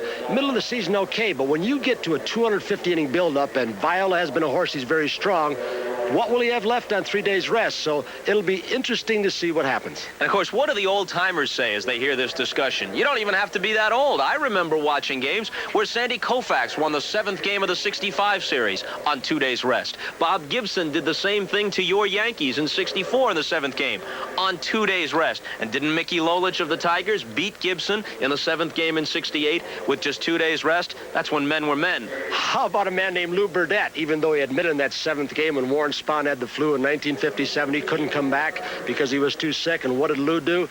Threw about 90 of these babies, or 89, to his catcher Dal Crandall, and pitched a great game against the Yankees. But you're trying to pretend like an old-time traditionalist. You're talking about the good old days back with those old guys you're talking about. These are the good old days, pal. You don't know how old I'm getting just sitting next to you day after day. Let's go back to New York and Len Berman. Thank you, Bob. We anticipate first pitch in that game to be at 8:25 Eastern Time. And from NFL Live Studios, our football reports will continue. We'll be back.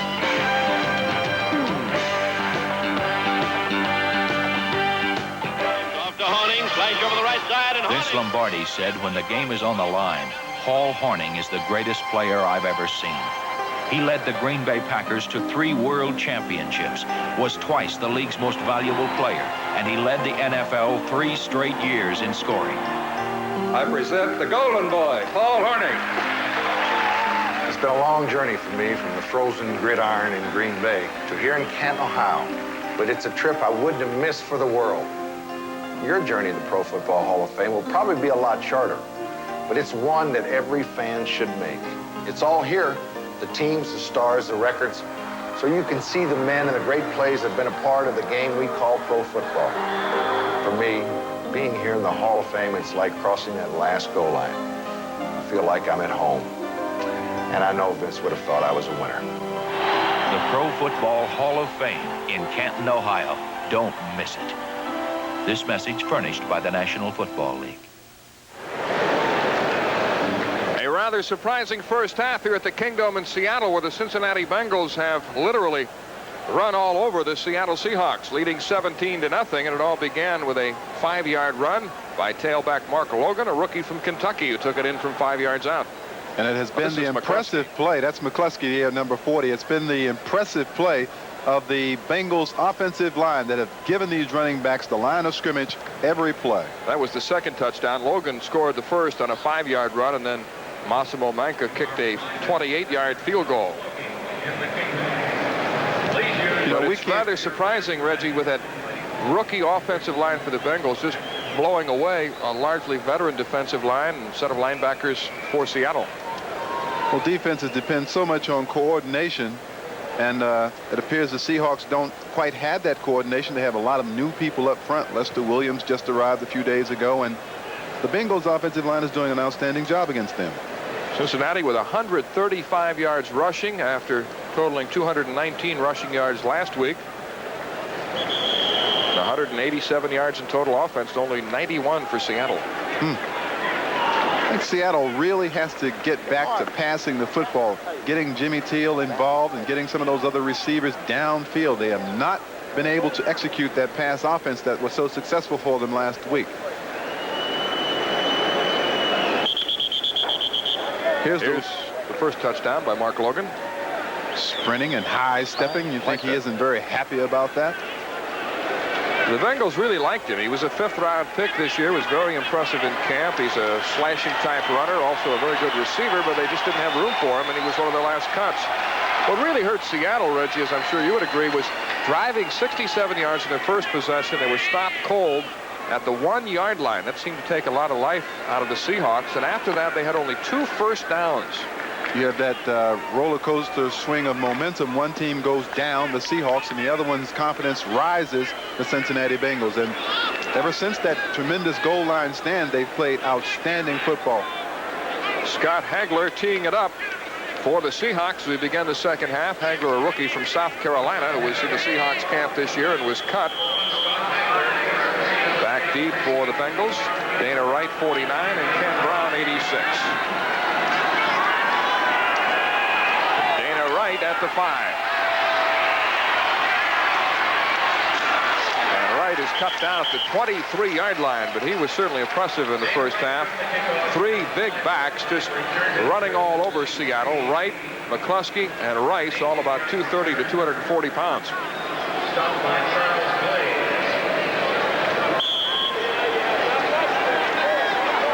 Seattle Seahawks on defense now. Cincinnati has gone all the way with Dave Walter at quarterback. We thought we might see Adrian Green and possibly Ben Bennett, who was signed a couple of days ago. The running backs are Mark Logan, 29, David McCluskey, 40.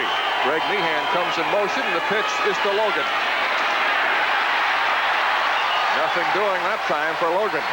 If I were in the Seahawks locker room at halftime, I would say that Chuck Knox would say, you have to do a better job of stopping these people at the line of scrimmage. See what happened on the Bengals drives. They scored a touchdown on their second drive after starting from the 21. On the 4th drive, after getting good field position at the 42, took it in for a touchdown. And the 3rd possession was over the field goal, 28 yards by Massimo Manca. No gain on first down, so it's 2nd and 10 from the 23. Walter on the rollout. We told you he could run, and he lofts the pass complete to his tight end, Wade Russell. And Russell is out of bounds at the 48-yard line. Russell had never caught a pass in organized football, junior high, high school, or college, until last week when he caught a touchdown pass against San Diego. The Bengals have been running this play for years and years. Fake bootleg, a naked bootleg, quarterback unprotected, and then hit the tight end coming underneath. I remember Bob Trumpy used to make that play quite a bit. Pickup of 23, first down at the 46. It's 17-0 Cincinnati.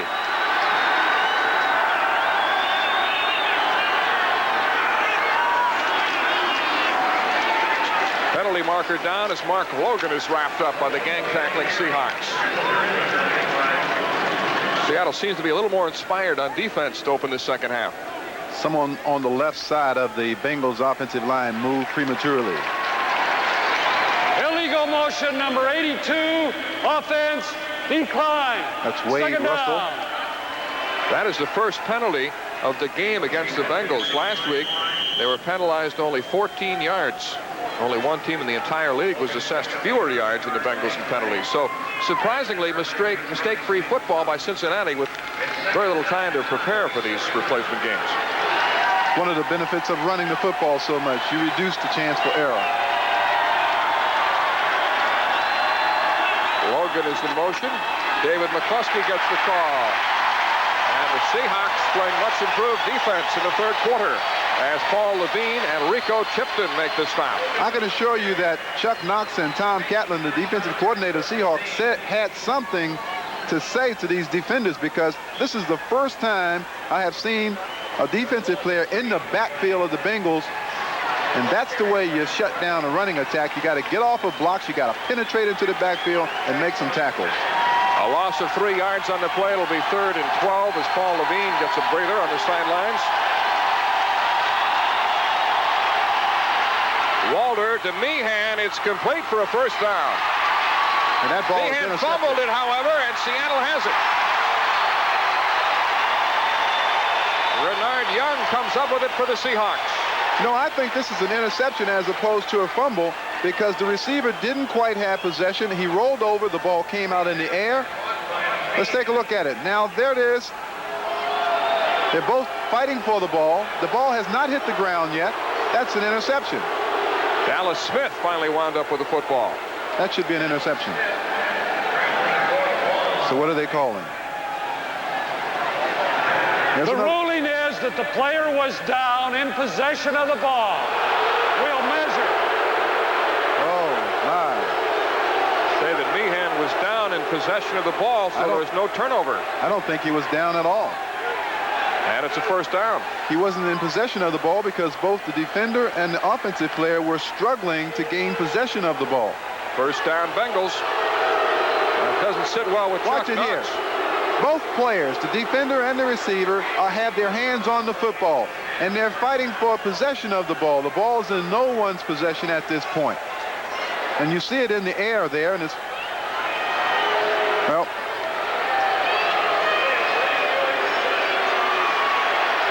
they are viewing the replay. Might very well change this decision. See, the point is possession, and neither player has possession right here. Now, this is a good shot. You see, both players have their hands on the football. That ball is out. It's free. That is intercepted. It should be Seattle Seahawks ball.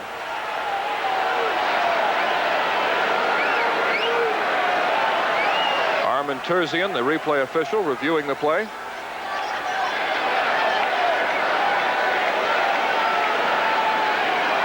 Mentioned that Dick Jorgensen is the referee this afternoon. The umpire is Ron Botchin. The head linesman, Ron Flores. The line judge is Dale Oram. The back judge today is Jim Poole. And the side judge, Larry Nemmers. The field judge is Ron Spidler. It's 17-0 Bengals with 12:06 remaining in the third quarter. See what Dick Jorgensen. They're going to get the ball. After review by instant replay, the ruling is completed pass, fumble, Seattle recovery. First down. So it's a fumble recovery for the Seahawks.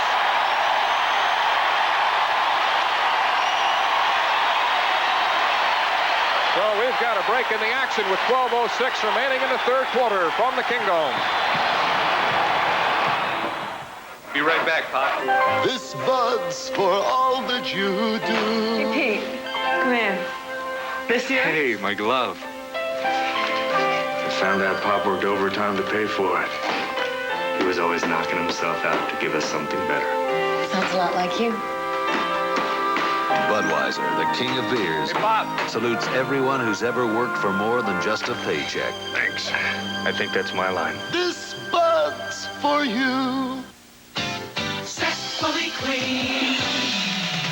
Zestfully clean. You're not fully clean unless you're zestfully clean. Do I look clean to you? Surprise. I'm not fully clean unless I'm zestfully clean. Soap leaves a sticky film on you that won't rinse away, but Zest rinses you fully clean. Zestfully, zestfully, zestfully clean. You're not fully clean unless you're zestfully clean.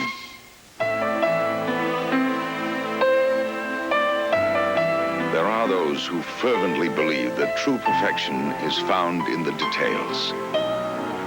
At the Bavarian Motor Works, we gave that belief a name. We call it the BMW 735i. Beautiful, to be sure. Yet perhaps the most beautiful thing about it is its spirit.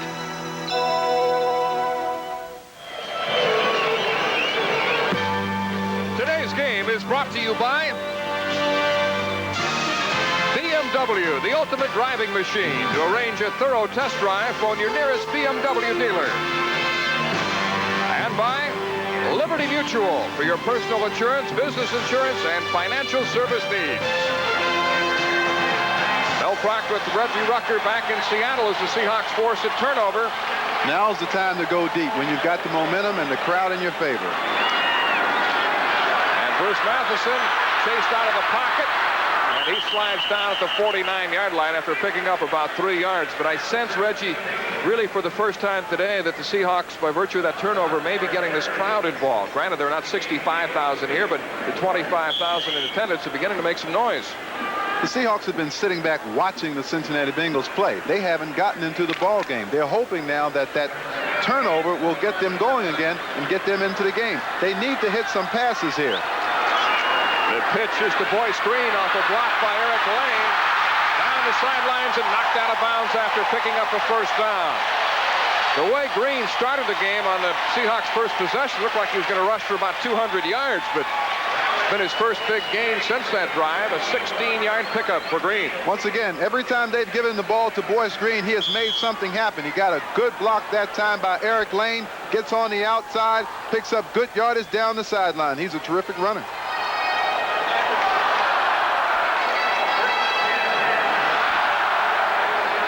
First down at the 36-yard line. Bruce Matheson, the 4-year veteran from Nebraska. Play action fake. He should throw this deep. He should throw it deep. It's a free play. And Matheson is brought down at the 31-yard line. Reggie Williams making the stop for the Bengals. See, now a more experienced quarterback would have thrown the ball deep. Penalty marker down. It's against Cincinnati. You get a free play when you see the defense come off sides like that.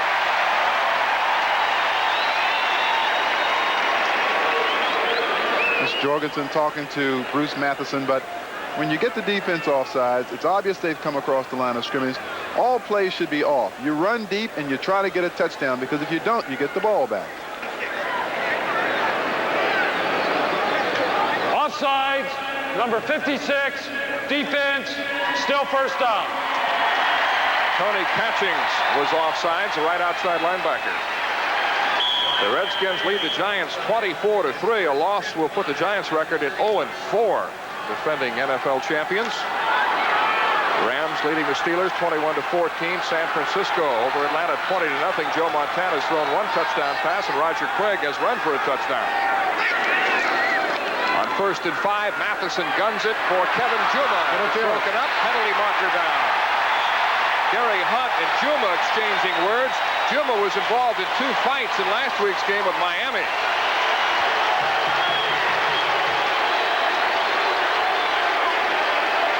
Juma runs a nice pattern, slanting inside, looking for the ball. Now watch number 31 hit Juma right there just before the ball arrives. Good call by the officials. Pass interference. So it'll be a first down for the Seahawks at the 11-yard line. Gary Hunt guilty of the interference.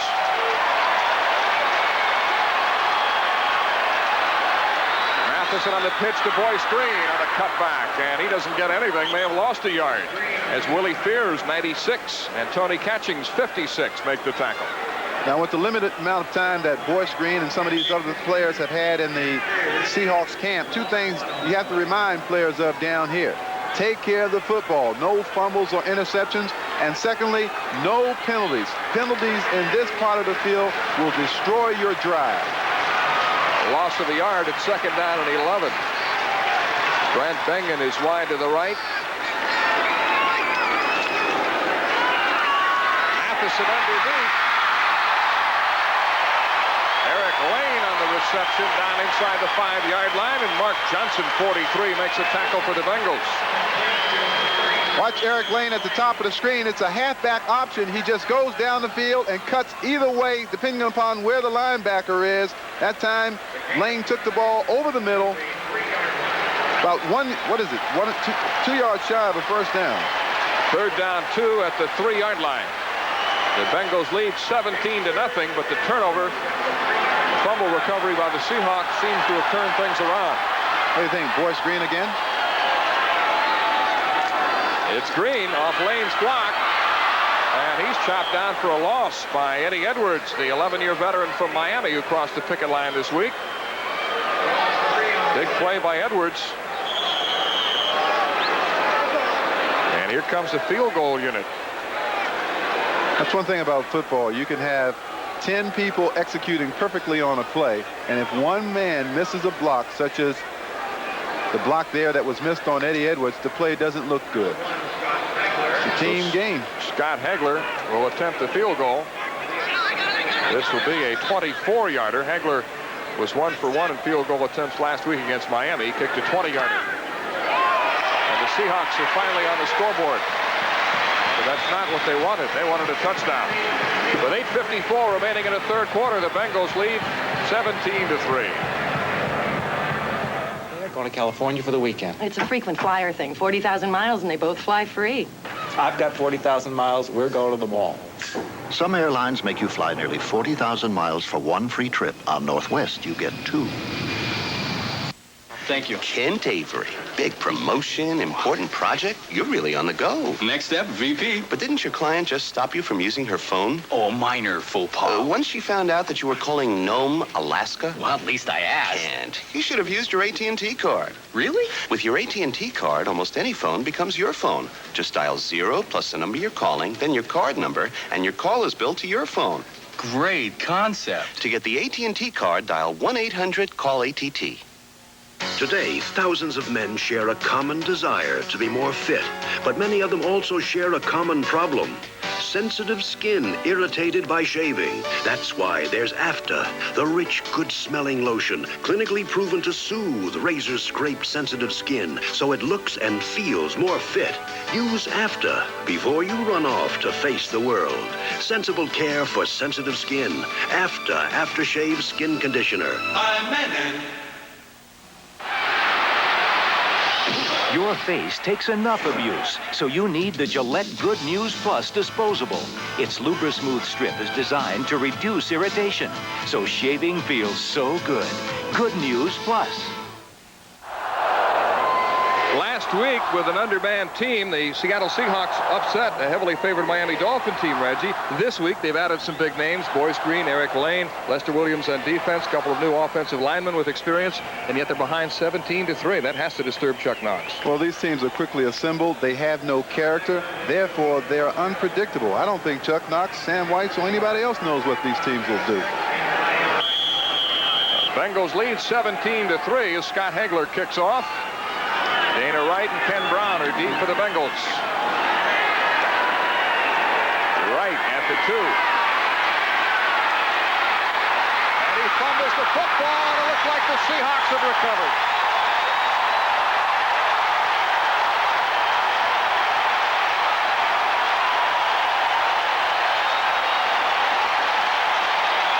The Rat Patrol, Rusty Tillman's special teams, producing another turnover. Although the officials are conferring. Let's take a look at it and see if Wright wasn't down. Offside, number 42, kicking team. Oh, my. Free kick, 5-yard penalty. It was a clear and legitimate fumble, but it's going to be brought back. Seahawks will have to re-kick. Someone was offside. The special teams are known as the Rat Patrol. Rat, as in Rusty A. Tillman. Named after their leader, the fiery, emotional special teamer with the Redskins years ago. That's an unforgivable offense to be offside on the kickoff team. That hurts. So they drove 67 yards in their first possession, only to be stopped at the 1.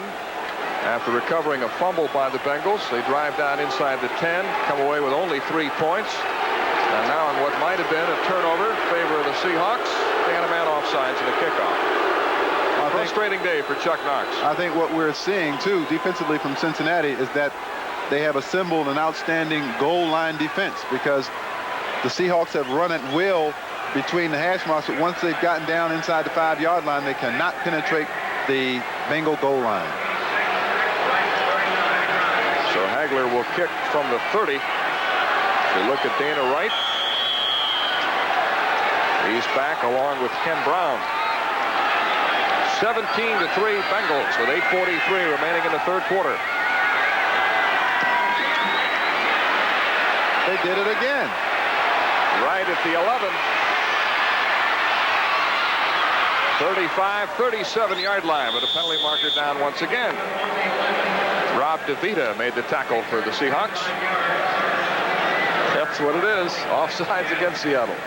Well, with the ball at the 36-yard line, I might take the football where it is and decline the penalty. And Rusty Tillman is hot. Offsides, number 59, and the kickoff, penalty decline. First down. Fred Orns was offside. Fred Orns of the Fred Orns Construction Company. He may be going back there this week. Well, he isn't as guilty as the first fellow who was offside.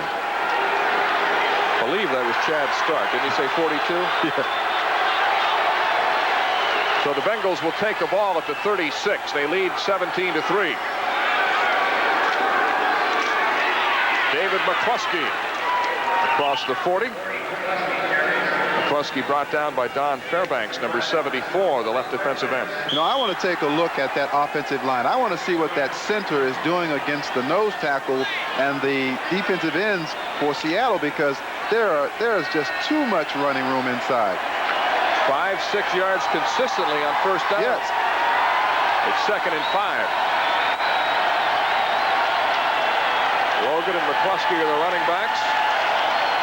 Mark Logan. And he gets nothing as Dale Dorning bends it backward. If you watch number 58, Sam Manos, right in the center of your screen, there's his block on Graham, and he stays with him. See there? See how they stay with them in? You have to do that in order to maintain contact on the defensive player. That gives the running back enough time to see the block and make his cuts. They are doing a wonderful job of blocking up front. Couldn't be better. No gain on the play. It's 3rd and 5 from the 41-yard line. 4 wide receivers in there for Cincinnati. Walter's pass is incomplete. Incomplete, although the Seahawks thought it might be a fumble.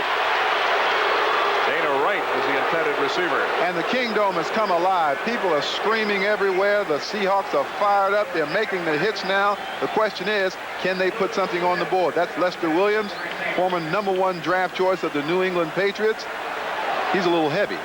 He admits he's about 15, 20 pounds overweight. He was deep sea fishing in Florida when he got the call from Seattle. Third punt of the day by Scott Fulhage, having another big day, averaging 42 yards a kick. Jimmy Teal, who was shaken up in the first half, is deep, and Fulhage barely got it away. Got a penalty marker down. Teal across the 30, 35, 40, down the sideline. Oh, they'll mark him out of bounds at the 45. They've got roughing the kicker against Seattle. Well, they missed the penalty along the sideline against Teal. 39-yard kick. And a 25-yard return by Teal. Running into the kicker, number 37, defense, first down. Eric Lane guilty of running into the kicker.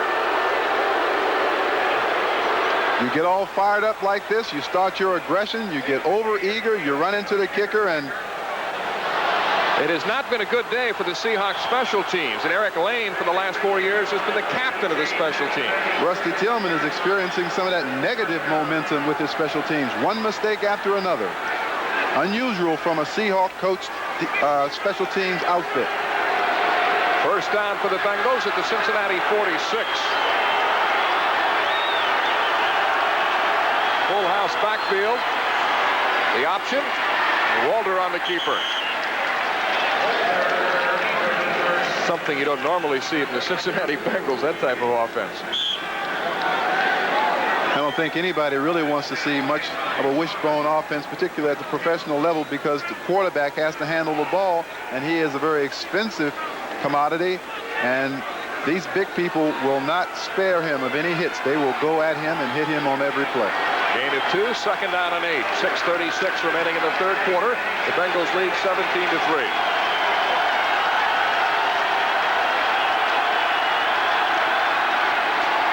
David McCluskey getting a block from Mark Logan, and he's got a first down. He flattened Dallas Smith. Just ran over him for an additional 2 yards. A gain of 11 on the play for McCluskey.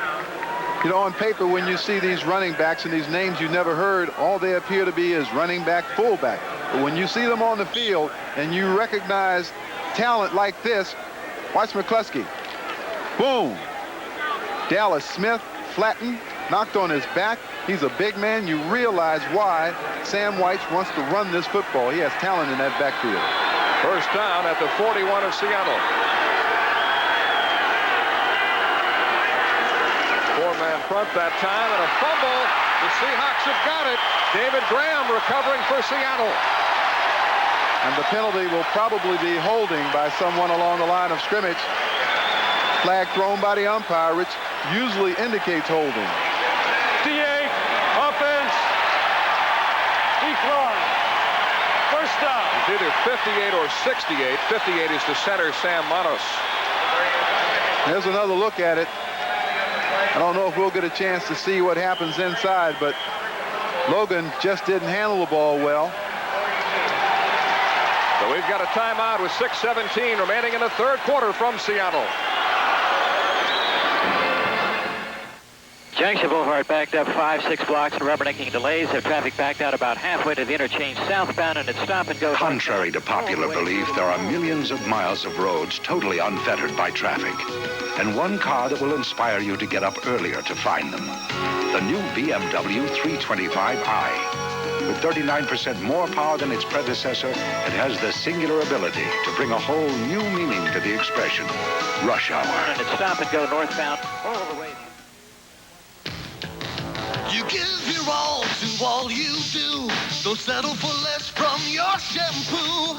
Wash and go Pert Plus. Ordinary shampoo can't give you this kind of manageability. You need Pert Plus, with a unique combination of effective shampoo for cleaning, plus conditioner for control, all in one. For great, easy-to-manage hair, it's one of a kind. Just one shampoo does it all for you.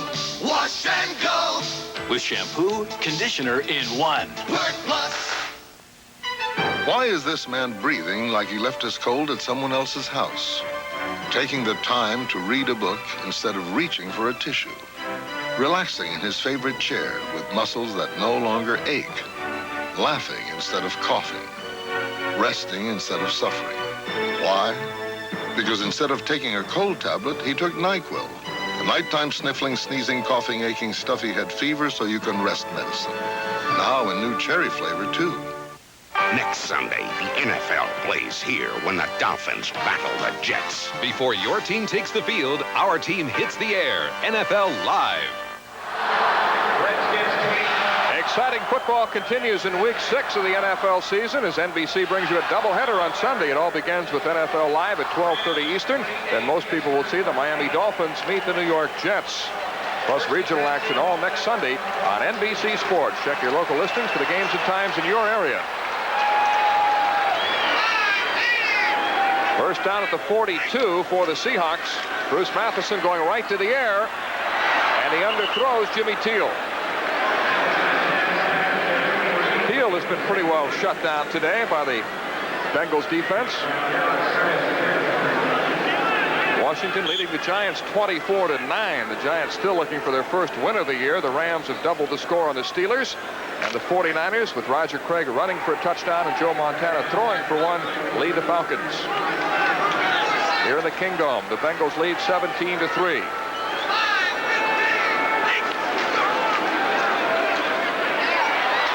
Out pattern to Kurt Partridge. And he's wrestled down by Darrell Smith, number 25. See, the passing game for Seattle is just off. Matheson isn't having the good day that he had a week ago. On that pattern, Partridge was wide open.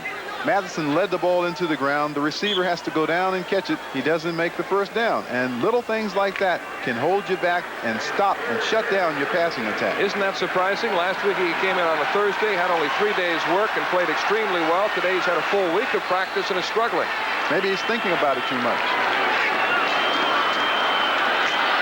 Matheson being chased. And the pass is complete. Kurt Partridge on the reception. That's good for a first down. You know, Matheson has been better when he has had to throw on the run. Here's Kurt Partridge up top, screen, number 82. Now watch, come back for the ball. That's it. Now that's the way you do it. You don't stand there and wait for the defensive back to intercept the ball. You move back to the quarterback and the ball as it's in flight. Kurt Partridge, a 6th-round pick of the Chargers a year ago. He's from Northern Illinois. He left a job as a stockbroker, training to be a stockbroker in Florida to play for the Seahawks. And the give is to Boyce Green. Seahawks offense beginning to make some noise. He picks up about 6 yards as Tim English makes the tackle. What's happening now with the Seahawks offense is that it's beginning to adopt a personality. They're running the ball well. They're giving the ball to the tailback, Boyce Green, who's been effective all day long. And now Matheson is beginning to generate some confidence. 2nd down and 5 from the 38. 4:28 remaining in the third quarter. Jimmy Teal is back in. He's wide to the right. Brant Bengen is split out to the near side. Boyce Green. Green is stopped near the line of scrimmage by Jeff Smith, number 76, who didn't practice most of the week. He's been bothered by shin splints. This has been the down in which the Seahawks have had trouble with. It's been 3rd down passing situations. The Bengals have been very tough against the Seahawks when the Seahawks have had to pass for 5 yards or more looking for a first down. Let's see what they do here. 3rd down and 5, 4 wide receivers. I think they need to go to Eric Lane. He's been the key underneath the defense. Bengals in the nickel defense. Matheson in a crowd, and it's incomplete. He tried to hit Brant Bengen, number 81. Bengals have been tough in 3rd down. They have just not allowed the Seahawks to convert that all-important 3rd down passing situation. And as a result, they've had to punt that ball when they've had drives going. So Russell Griffith is in to punt.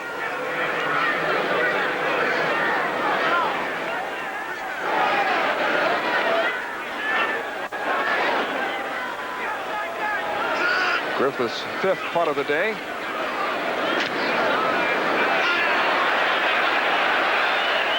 Fair catch signaled for and taken by Ken Brown at the 11-yard line.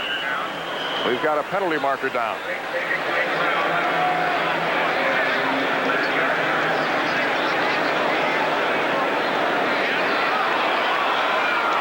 The man was downfield too early for the Seahawks.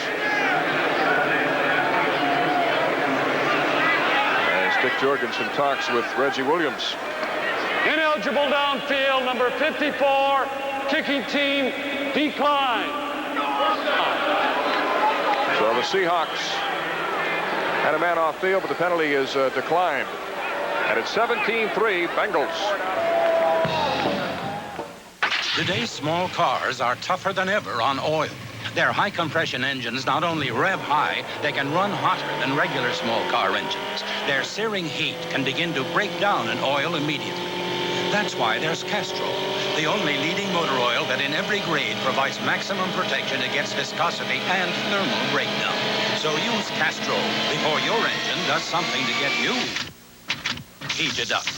Castrol, engineered for today's smaller cars. How much longer till we get there? About 20 minutes.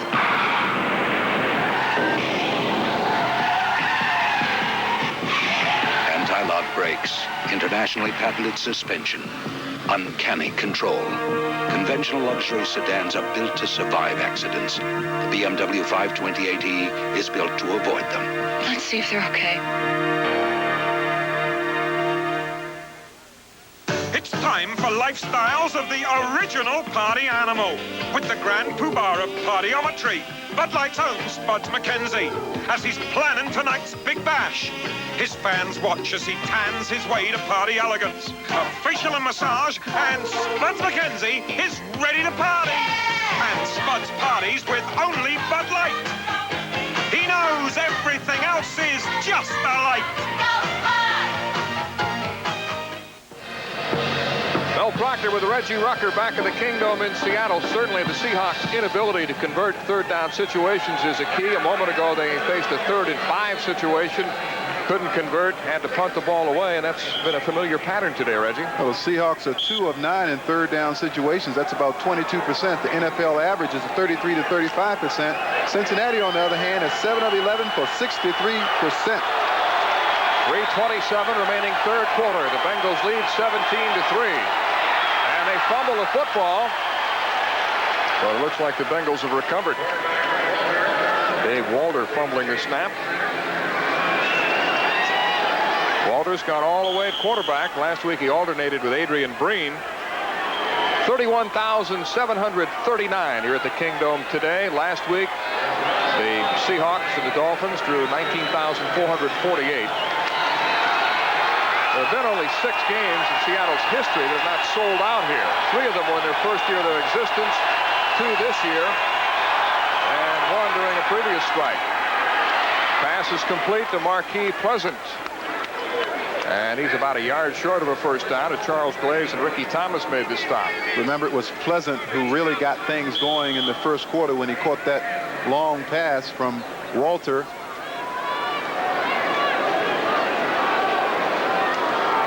Third down and 1.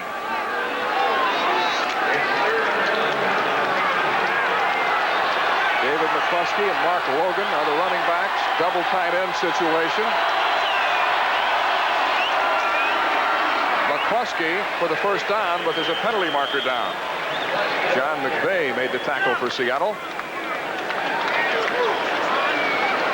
Judging from the Seahawks Illegal reaction. formation number 62 played in eligible position. Did not report. Offense, 5 yards, still third down. Ken Smith, who was normally a guard, was, I believe, lined up as a tight end. There's Smith, who was a high school coach, an assistant coach at Taylor High School in Cincinnati when he joined the Bengals. Setting a bad example for his players. Yeah.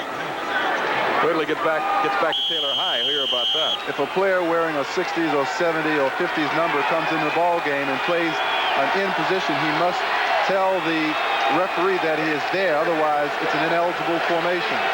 So instead of it being 3rd and 1, it's 3rd down and 6 now. Dana Wright trying to get outside.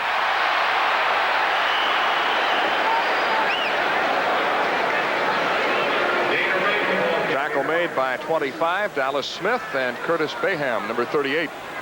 Let's take a look at that offensive line of Cincinnati's. The left side, Bob Riley, number 66, and number 77, Mark Tiggs, who is 290 pounds, gets outside. That's Tiggs, number 77, making the block out there, and that's why they're rushing this football as well as they are. Those offensive linemen are doing a superb job downfield. And they're all rookies. Playing against the largely veteran defensive line for Seattle. First down at the 24, minute 16 remaining and counting, third quarter. Dana Wright.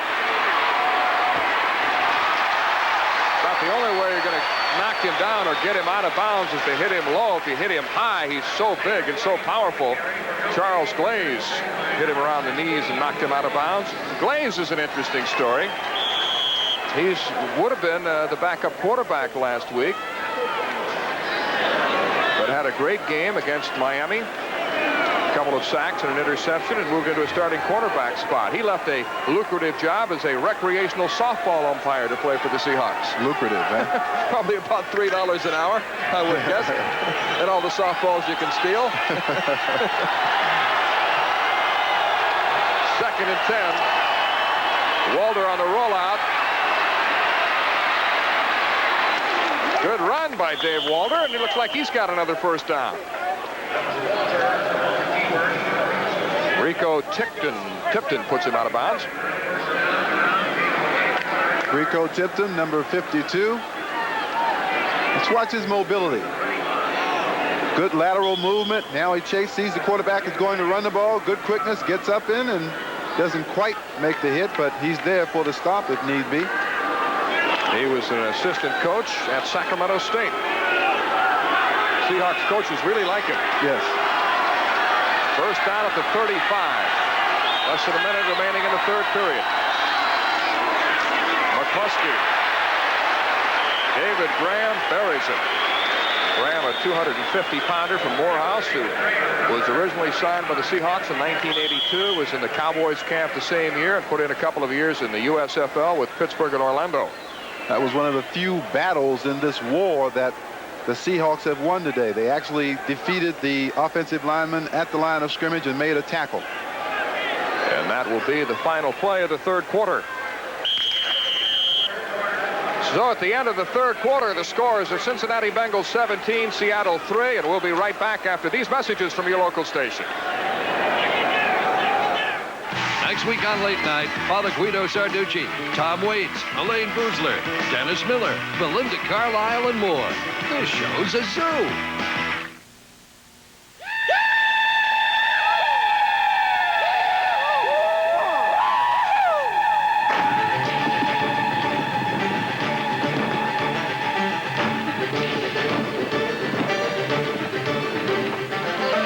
Thousands of people in American business who understand that if you don't make dust, you eat dust. We offer the telecommunications services of U.S. West and Pacific Northwest Bell. Nobody knows the trails better. Today's unheard of car prices, unfortunately, come from car companies that were unheard of not so long ago in America. Cars with little history and an unknown future. But if you want an inexpensive car from a company with a track record, there's really only one. The new Subaru Justy. 92% of all Subarus registered since 1975 are still on the road. Why buy a car with little history when you can buy one with a heritage? Get Justy the right car at Justy the right price at your Northwest Subaru dealer.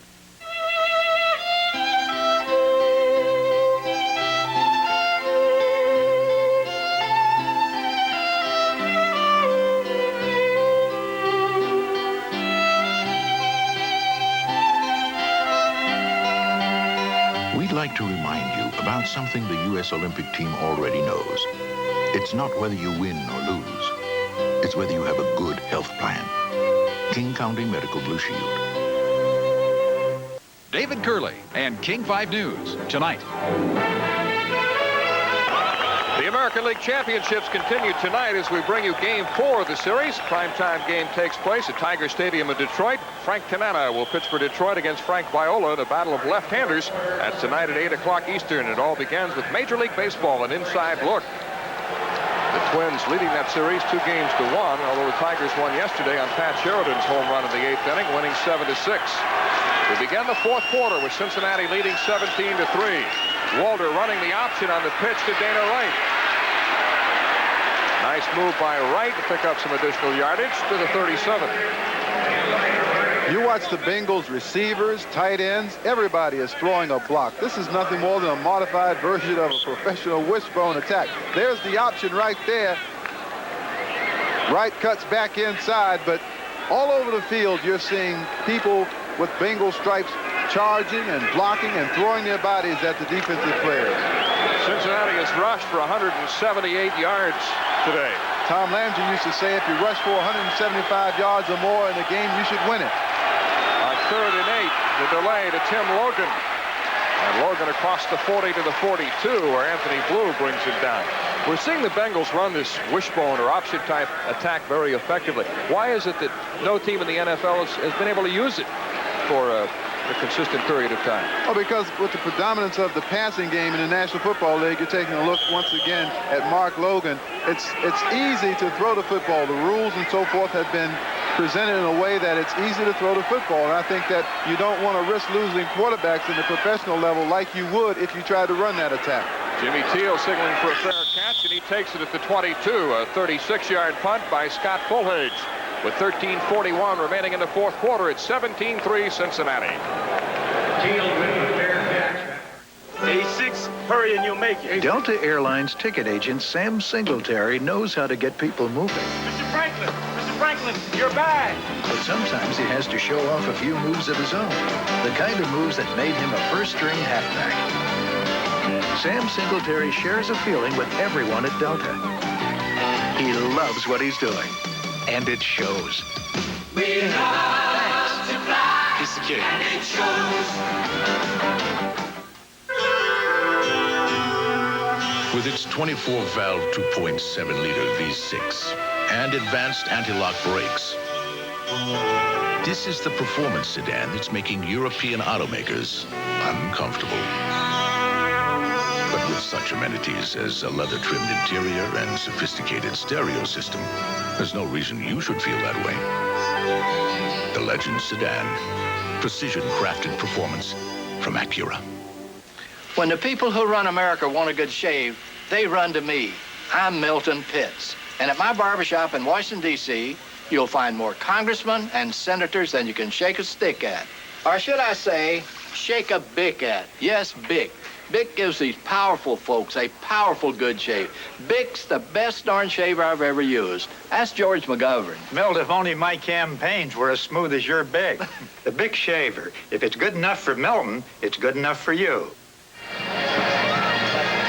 This telecast is presented by authority of the National Football League and is intended for the private use of our audience. Any rebroadcast or other use of this telecast without the express written consent of the Seattle Seahawks and the National Football League is prohibited. This game is the property of the National Football League, the Cincinnati Bengals, and the Seattle Seahawks, and all rights are reserved. Reggie, getting back to a point I was trying to make. For example, why couldn't a team draft a wishbone quarterback like Jamel Holloway of Oklahoma, install the wishbone in the NFL, and run it effectively? All right, we'll get to it after this play. 1st and 10 at the 23 for the Seahawks. Bruce Matheson back to throw. Going long for Jimmy Teal. And it is intercepted by Darrell Smith and wrestled down by Teal. This young, all-rookie secondary has been outstanding today for the Bengals. Particularly Darrell Smith. He has had the responsibility of covering the very swift Jimmy Teal all day long. Very few occasions has he had double coverage. Watch it. Left side of your screen. It's strictly a up pattern in which the wide receiver tries to outrun the defender.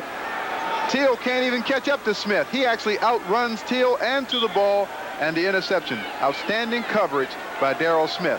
There it is again. See, it looks like Smith is running the pattern.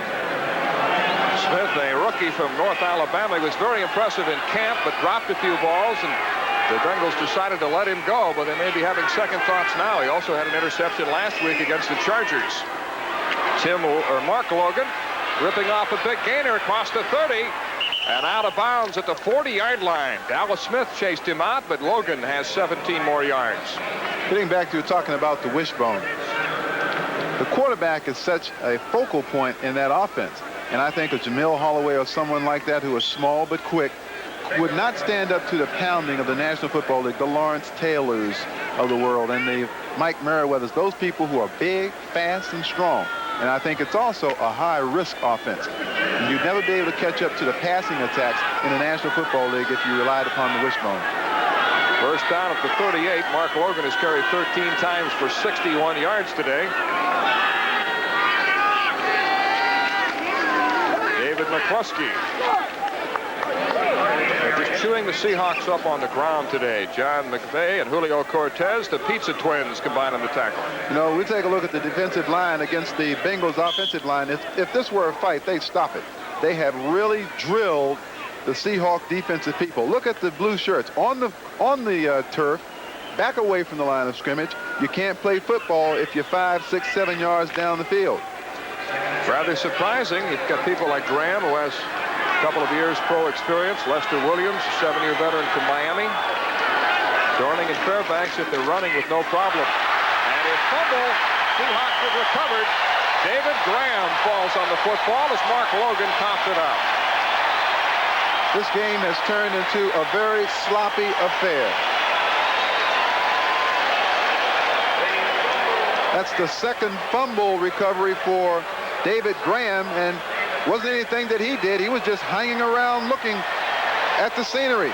And there's the ball on the ground again. You can't keep putting the football on the ground. But on the other hand, the Seahawks are running out of time. They're going to have to try to capitalize on some of these turnovers. It's 17-3, Cincinnati with 12:45 remaining in the fourth quarter. Bruce Matheson trying to get some back quickly. He goes underneath to Kevin Juma. Close to a first down at the 30 as Tim English, 92, makes the tackle. If I've got one criticism of Matheson today, it has been that he has been too one-dimensional. He has looked strictly for Jimmy Teal to make the big play. Utilize Kevin Juma, number 87. Utilize some of these other weapons that he has. Now watch it. On the right side of your screen, he looks around for some people, and he finds Juma standing all alone in the middle of the field. 2nd and 2. Matheson has completed 8 of 19 passes for only 69 yards and 1 interception. And he is nailed by Eddie Edwards. The 11-year veteran from Miami has been a starter since his rookie year in Cincinnati. It's the 3rd time today that Matheson has been sacked. That's Howard Richards, who has had, of course, starting experience with the Dallas Cowboys playing right tackle, and that's who Eddie Edwards beat that time. And they put Richards over there to hope combat some of that experience of an Edwards, but it did not work that time. Edwards scored his first touchdown ever last year against Seattle. He recovered a fumble in the end zone for a touchdown. 3rd and 14. 4 wide receivers, the shotgun for the Seahawks. Matheson in trouble, steps up, and down he goes again. This time sacked by Bill Berthelsen, the nose tackle. Eddie Edwards tried to heat, and Berthelsen put him down. The Seahawks have 6 people blocking, and the Bengals have 5 rushing. It's just a question of a more talented athlete and Edwards, number 73, beating the offensive line. So a punting situation for Russell Griffith. This will be his 6th punt of the day. Ken Brown is deep for the Bengals.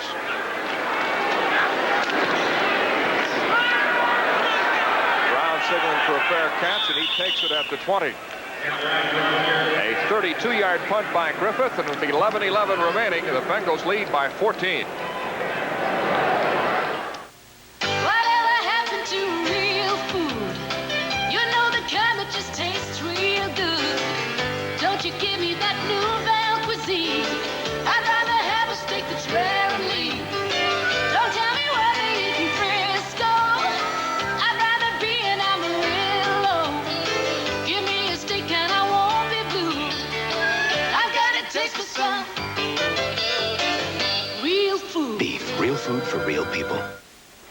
Well, you know the bad news. Charlie Carlson is in the meeting of his life, and his shirt is perfectly dry. But that doesn't mean he smells good. Because underarm odor isn't visible, he needs total protection. Sure Solid. If everyone would take a Sure not only helps protect against wetness, it actually kills bacteria that cause odor. So, Charlie, why go to work with a dry shirt and a false sense of security? Use Sure Solid and be just as sure about odor as you are about wetness. You give your all to all you do. Don't settle for less from your shampoo. Wash and go Pert Plus. Ordinary shampoo can't give you this kind of manageability. You need Pert Plus with a unique combination of effective shampoo for cleaning plus conditioner for control all in one. For great, easy-to-manage hair, it's one of a kind. Just one shampoo does it all for you. Wash and go. With shampoo, conditioner in one. Pert Plus. When the leader of 1 billion people wanted to speak to the Western world, he talked to Tom Brokaw. Influence of the Communist Party on the young exclusively on NBC Nightly News. We love any Hawks that win, reads the sign in the Kingdom, but right now the Seahawks are on the short end. Cincinnati leading 17-3. Be interesting to note if the Seahawks do in fact, lose this ball game, will these fans come back in the same numbers next week? 11-11 remaining in the fourth quarter. Dave Walter, 6 for 11 passing for 97 yards, but the running game has been the story for the Bengals for the second week. Walter with plenty of time, telling a receiver to go deep. Good run by Dave Walter, and he's out of bounds at the 25, a 5-yard pickup as Julio Cortez chased him out. Walter in one game in college against Ferris State completed 30 of 63 passes for 369 yards and 4 touchdowns. He also ran 22 times in the same game for 120 yards and 2 more touchdowns. That was Michigan Tech against Ferris State. I'm sure we all remember that game. Walter has carried 9 times for 32 yards today.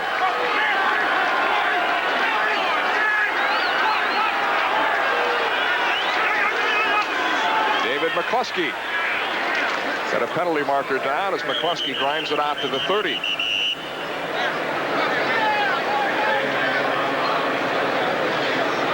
I wonder how much scouting other teams are doing, and by that I mean here's Cincinnati, predominantly a passing team, and of course when they get Boomer Esiason and friends back, they'll be passing the football, but other teams... Illegal motion, offense. Other teams, Reg, must be looking at people like Wright and Logan and McCluskey, teams who like to run the football. Well, I think Sam Weiss is looking at them too. I think he can always stand to upgrade the talent on his football team. I talked about that in the first quarter, how head coaches are always looking to improve the quality of play. And you're right, there are some players that are playing in these replacement games that are going to get another look in the National Football League because of their performances during the strike. So it is second down and 10 now from the 20-yard line. But I think that's a very, very small percentage of the players that we're seeing in the replacement games. Meehan is wide to the left. Marquis Pleasant is wide to the right. Walter hands to Mark Logan. Across the 30, 40, and down near midfield. Another big run for Mark Logan as he picks up 30 yards. Dallas Smith made the tackle for the Seahawks. And if you're looking for some of the players on this field that are going to have an opportunity to play in the National Football League when this thing is all said and done, number 29, Mark Logan, has to be one. Good quickness, some speed. You can see him pulling away from the defensive back right there. He's carried 14 times for 91 yards after gaining 95 last week against San Diego. He's got 4.4 speed.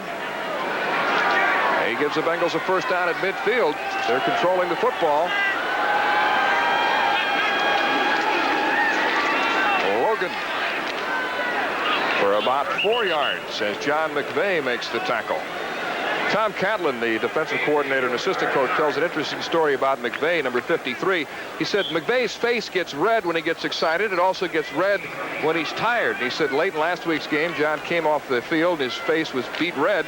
And he said, John, are you tired? McVay said, no. And Catlin said, we're going to have to do something to decide whether you're tired or upset or angry, because he said, you look like you're going to die, and I can't tell what's the problem. Second and 6 at the 46. McCluskey. And McCluskey is to the 44, where Dale Dorning makes the tackle. Well, I think McVay must be on the sideline now because he's not in the ball game. It'd be interesting to see what his face looks like right now. His face must be red. Yeah, he's not on the field. He and Cortez have a great attitude. They're just out here having fun. They play the game and work hard and enjoy being in the football atmosphere, but they know when it's over, they're going he's real red. He's real red. He looks like he's been under a sun lamp. We enjoyed talking with those two yesterday at practice. Very refreshing. Some people having some fun now are wearing Bengals helmets. They're having fun because they're ahead and they're running this football at will. Walter on the delay to Mark Logan. Good stiff arm, and he's got a first down, but there's a penalty marker down. You know, this looks like we're watching Oklahoma or somebody. I mean, I wouldn't think that this is a professional football game with the chunks of yardage that these running backs are gaining. Holding, number 72, offense, still third down. Keith Cup, the right tackle, was caught holding. I wonder, will this influence Sam White's philosophy at all? Whether he'll go back to being maybe... Oh, no, he's going to throw the football. He's going to throw it. Bring back Boomer. Yeah, he's got his Sison and Collinsworth and Eddie Brown and company. The Giants lead the Cardinals 6-3 in the 6th inning at Candlestick Park. Here at the Kingdom, it's 17-3 Cincinnati. 8 minutes remaining in the fourth quarter. 3rd and 14 for Dave Walter. He fumbles it. Unbelievable. Looks like one of the linemen recovered, the center, Sam Manos. But it'll be 4th down. I like the term the Seahawks use for fumbling or trying to prevent fumbles. Ball security. Yeah. Another way of saying, hey, you better not fumble that ball. Ball security. Scott Fulhage having another big day. Good kick. Super kick. Whoa. And it's into the end zone for a touchback. A 52-yard kick by Fulhage, who had 3 last week against the Chargers at 50 yards or longer. It's 17-3 Bengals in the fourth quarter. Your face takes enough abuse, so you need the Gillette Good News Plus disposable.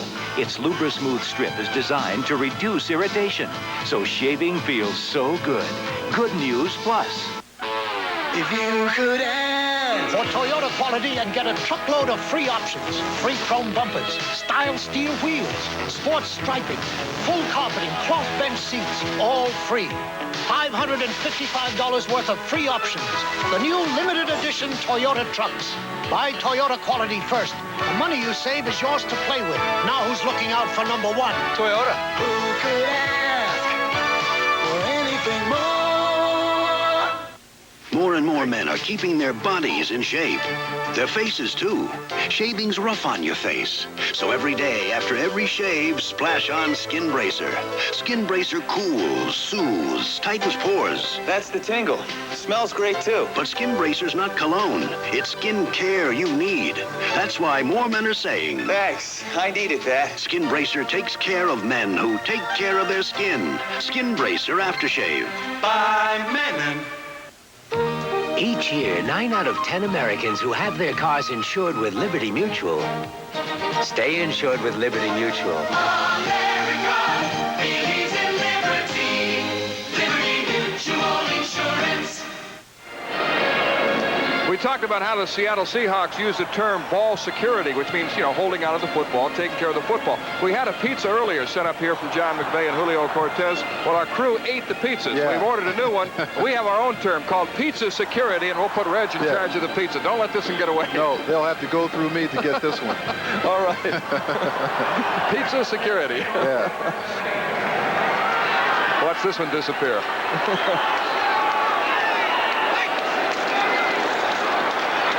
Bruce Matheson over the middle, complete to Jimmy Teal, who's been pretty well shut down today by the Bengals. A 19-yard gain for a first down. The Seahawks send Teal on some pattern other than a deep one. He comes right back across the middle. The defensive backs are looking deep, so there's that void area inside that Matheson and Teal connect upon. Number 83. Teal's first catch in the second half. He had 9 receptions last week. Incomplete pass intended for Kurt Partridge, but shutting down Teal has certainly been a big key, hasn't it? Well, shutting down Keel, and then as I said earlier, I think Matheson is just a little over anxious. He is missing with a lot of passes today that he would normally hit on, and I don't know what it is. Maybe he's had a time to think about what he has to do, and he's just not getting it done in some of the pass routes. Second down 10 at the 40, 6:35 remaining.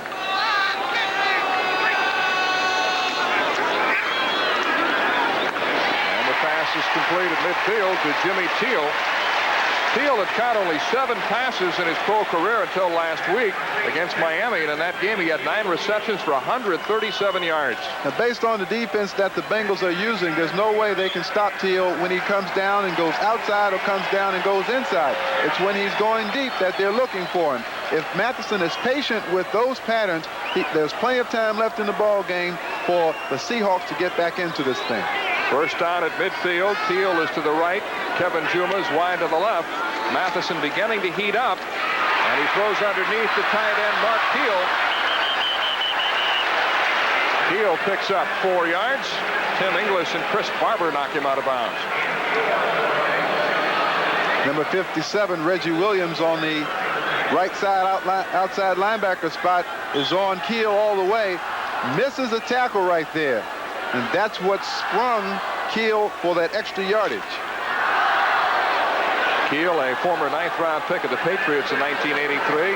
2nd and 6 at the 46. 5:23 remaining. Time certainly becoming a factor. Matheson overthrows Partridge.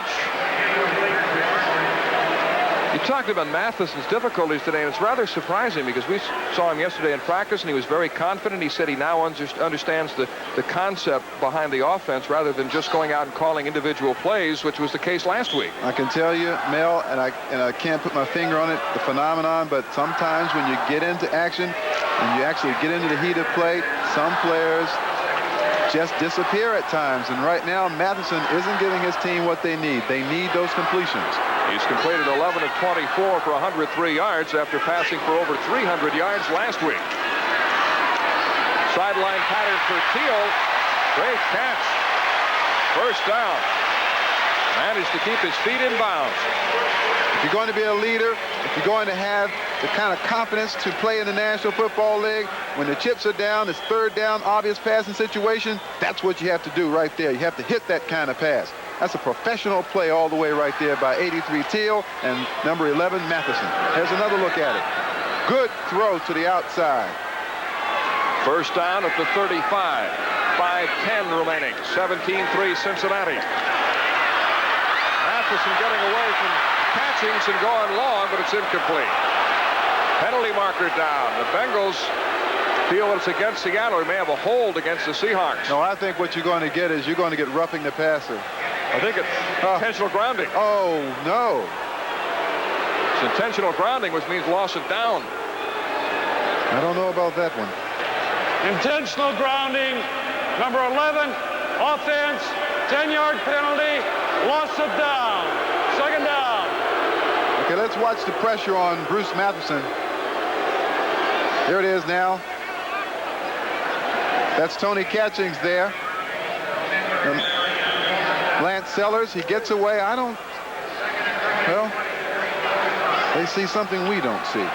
So it is now 2nd and 20 as a result of the penalty. 17-3 Bengals, just over 5 minutes remaining.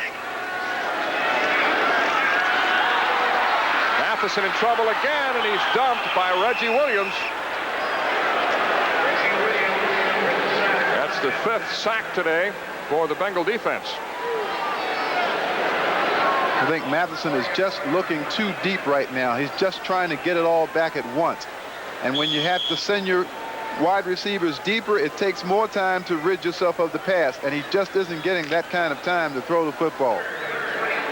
Both teams have 3 timeouts remaining. It's 3rd and 24. Reggie Williams had a great game today. 8 tackles and 2 sacks.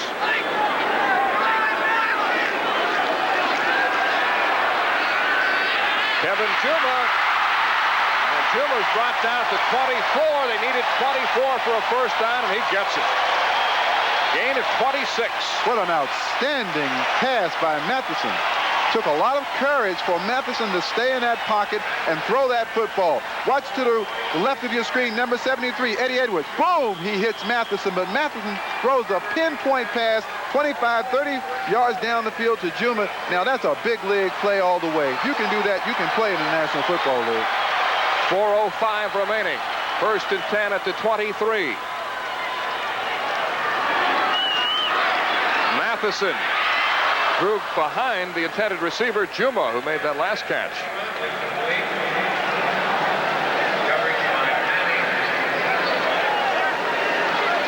Redskins winning big over the Giants in the fourth quarter. The Rams lead the Steelers 28-14.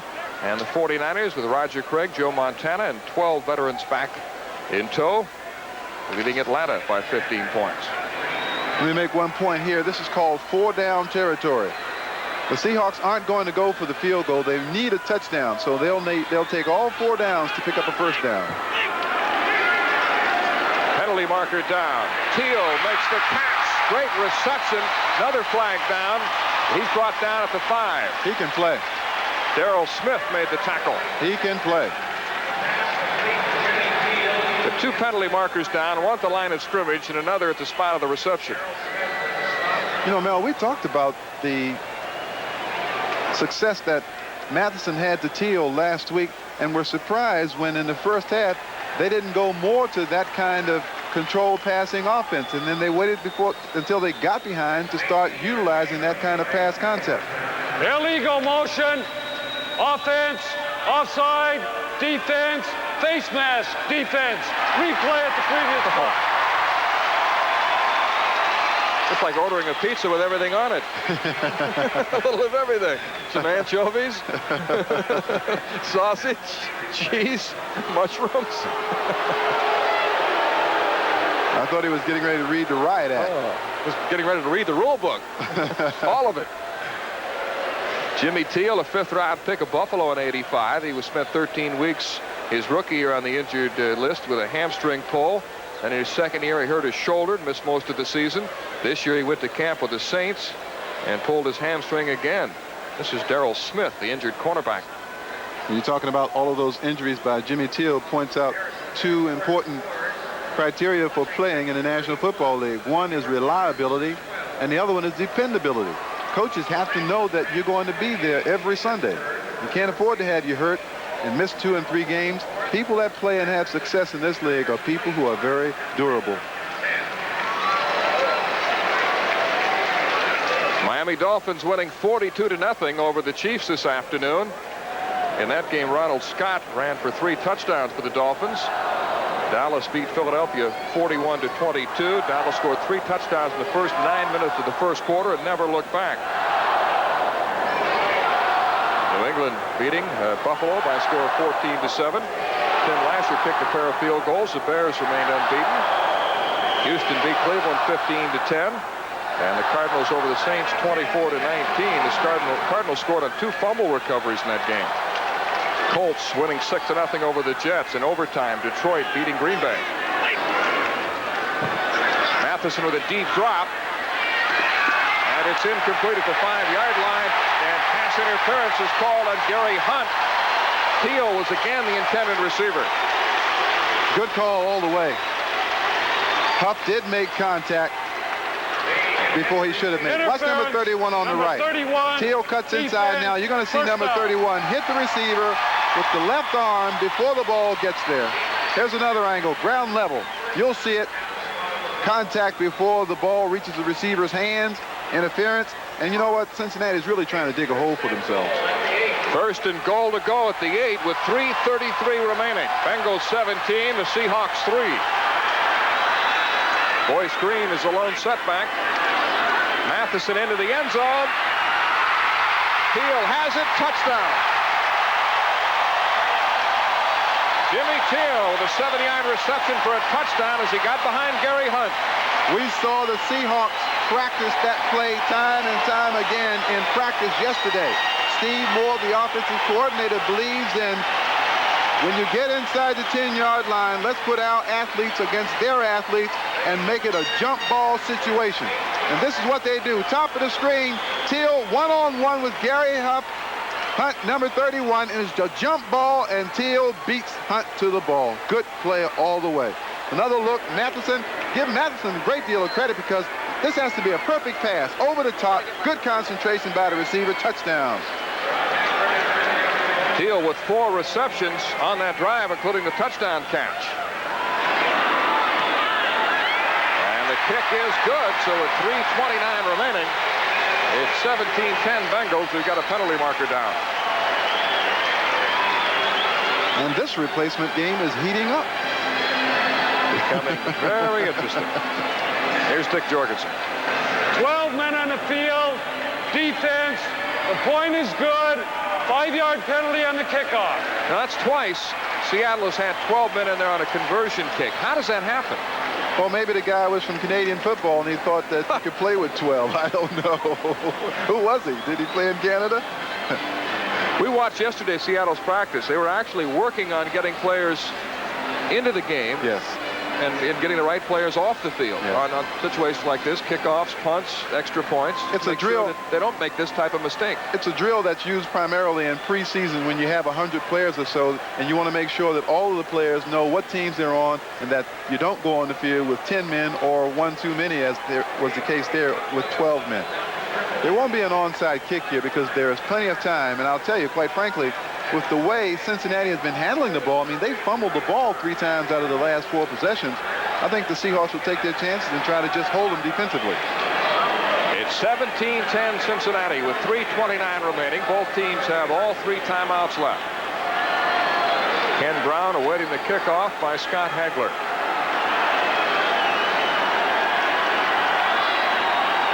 The Bengals trying to dig themselves out of the basement. They are in last place in the Central Division with a 1-2 record. Brown will take it. It's a 2. And Brown is brought down to the 14-yard line, so poor field position for the Bengals to start this drive. There's the time remaining. Mentioned the Bengals are in last place. The Seattle Seahawks began the day tied with San Diego in the AFC West. Ideally, the Bengals have the perfect offense for running the clock out. They've run the ball very successfully today. They consume a lot of time on the clock. And if you have a 7-point lead like this and you want to protect the lead, which you do, you want to run the football. And this crowd has just gone berserk. There may be only 25,000 here, but it sounds like 65,000. I can't believe this. Dave Walter cannot hear the signals. That's unbelievable. There are 25,000 people here, and they're making so much noise that Walter can't call the signals. And unlike college, they can do this all day. There's no penalty stipulations that you can enforce against the crowd. They can be as vocal and as verbal as they'd like to be. This is a great football town. They have a waiting list of 22,000 people for Seahawks season tickets. I tell you, I hated to come here to play because if you ever got the Seahawk crowd involved, and we're talking 60,000 or more, you couldn't hear cadence, you couldn't hear yourself think. And it has an effect on the play of the players because the players actually become intimidated by this.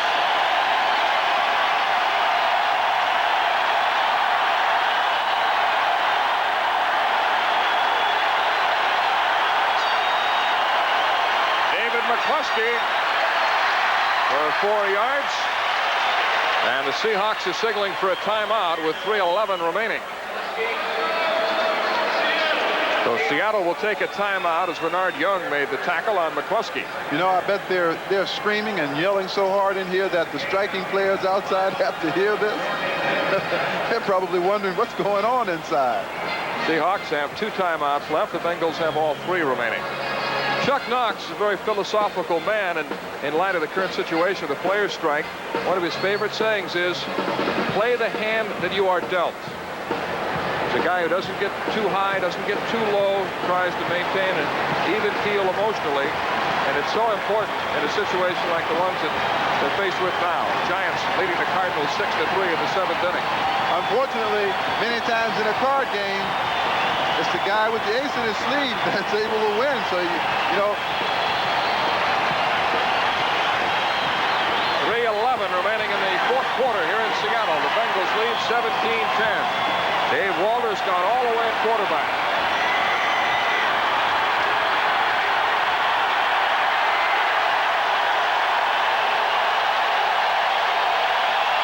McCluskey and Logan are the running backs. McCluskey getting outside for a first down.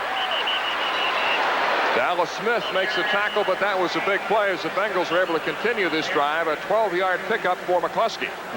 And apparently the ace up the sleeve that I was talking about comes in the person of people like David McCluskey, number 40, whom you see getting around the outside, and number 29, Mark Logan, who are the perfect complement in a situation like this where you need to maintain control of the ball and run the clock out at the same time. The Seahawks call another timeout, so they have one left. 3:02 remaining in the fourth quarter. It's quite simple what the Seahawks need to do right now. They need to get penetration at the line of scrimmage, get off of some of those blocks, and make a hit in the backfield. You know Cincinnati is going to run the football, so there's no need to really worry about the pass. The American League Championships continue tonight as we bring you Game 4 of the series between the Tigers and the Twins from Tiger Stadium in Detroit. It'll be Frank Tanana on the mound for Detroit, Frank Viola for the Twins at a battle of left-handers. That's tonight at 8 o'clock, and it all begins with Major League Baseball, an inside look. That's 8 o'clock Eastern here on NBC. Mel Proctor with Reggie Rucker in Seattle. Where the Bengals lead the Seahawks 17-10 with 3:02 remaining. David McCluskey to the 33-yard line, a gain of a yard. And if you're the defensive coordinator, that's what you're looking for. You want to stop that first down play for a minimum of 2 or 3 yards. And the Seahawks have just used their last timeout. Well, they're in good shape right now. The clock really is only a factor if, in fact, they get the ball back. And they haven't had too much success at stopping the Bengals today, so I think it's a good move. They're going to get another one, of course, at the 2-minute warning.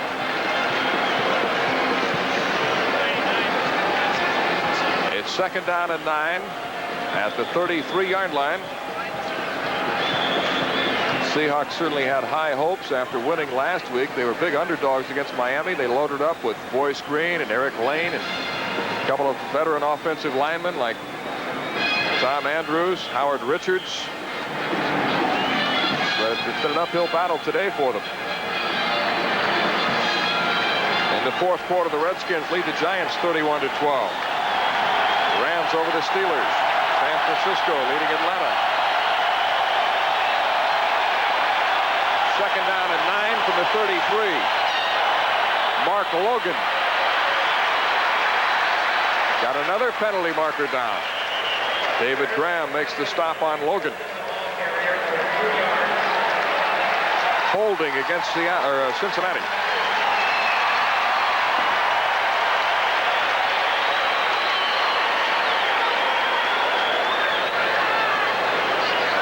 Dave Walder looking to Sam Weich. Apparently some miscommunication, and finally Weich says, come on over here and I'll explain it to you, instead of trying to signal it in.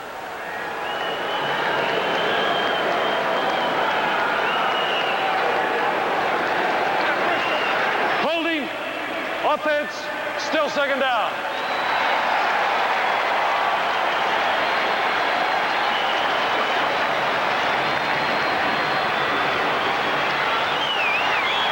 Just received word from the NFL that the 13 games this weekend have brought a total of 326,536 fans. That is an increase of 90,000 over the 14 games played last week. So the attendance has picked up dramatically. 2:32 remaining. Seattle is out of timeouts. They need the football. 2nd and 19 as a result of the holding penalty. Mark Logan on the draw. Out to the 31. Gain of 8 yards, but they need 11 more for a first down. Charles Glaze made a stop.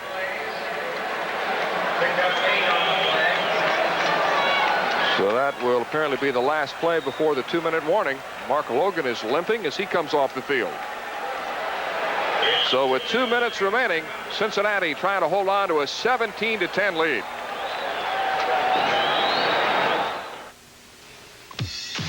AT&T, the right choice. Since 1974, the Browns have played past regulation 14 times, winning 9 games. But which NFL team has never won in overtime? The Eagles, the New England Patriots, or the expansion Seattle Seahawks? Which team would you choose?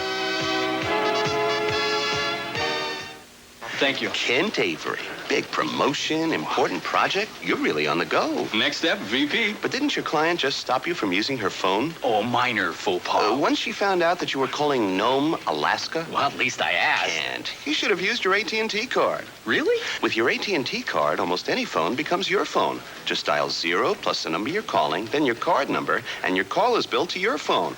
Great concept. To get the AT&T card, dial 1-800-CALL-ATT. If you said New England, you made the right choice. After 8 opportunities, they're the only NFL team without an overtime win. A critical down coming up for the Cincinnati Bengals. It'll be 3rd and 11 as they try to maintain possession of the football with 2 minutes remaining. The Seahawks, if they can get the ball back, could score. You can see why in the history of this franchise they have retired one number, and that's the number 12 in honor of the fans here in Seattle.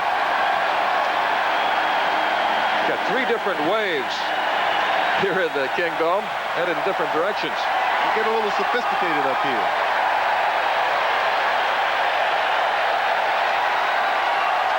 They had high hopes here in Seattle. Really felt that their team would be a Super Bowl contender this year. A great organization from top to bottom, headed up by Mike McCormick.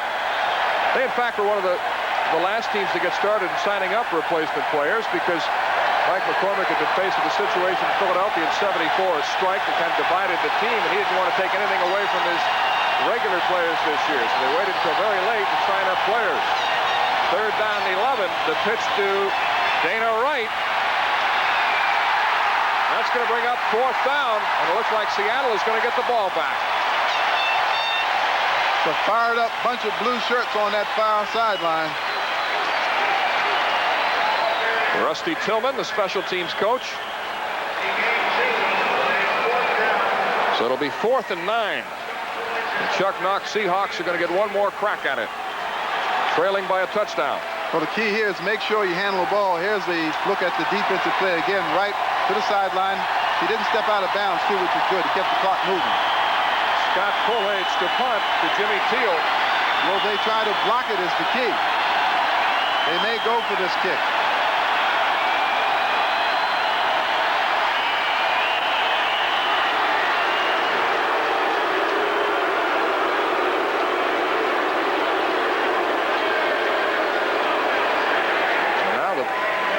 They allowed the 30-second clock to run down.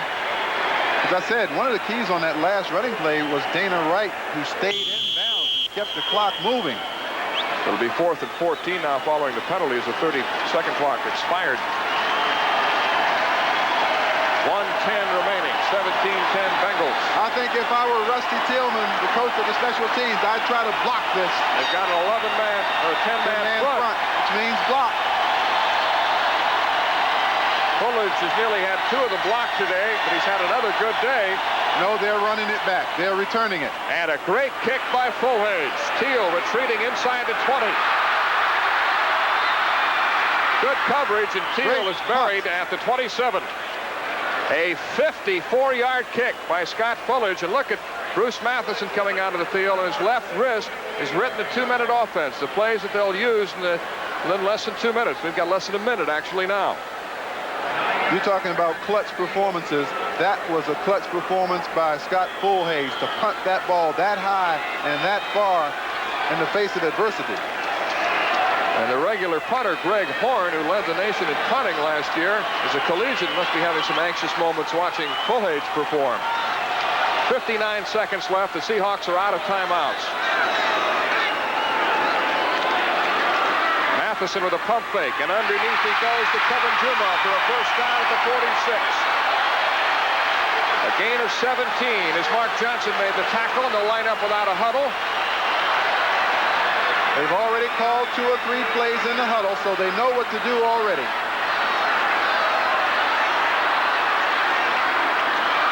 And Matheson just throws it away, trying to stop the clock. 36 seconds remaining. Now, with no timeouts left in the ball game and approximately 55 yards to go for the tying touchdown, the Seahawks have to do 2 things. They have to get completions, and they have to get completions to the outside. They really cannot afford to make completions in the interior of the field, because by the time the offense lines up and gets to the ball, they have wasted too much time. Now, you'll watch Cincinnati. They will protect the sidelines. They will try to keep the receivers from catching anything on the outside. On 2nd and 10, Matheson. And it's intercepted. Picked off by Rob Niehoff. Big interception by Niehoff, a rookie from the University of Cincinnati. Now the Bengals take over with 28 seconds left. I'm surprised that Matheson is throwing the ball inside here, because this really isn't the place to throw the football. You need to get the ball to someone outside, get the ball to where your people can catch it, get out of bounds, and stop the clock. Niehoff right there where he should have been, apparently in the defense, and the ball was thrown right to him. And now the Seahawks are helpless. They have no timeouts left and only 28 seconds remaining.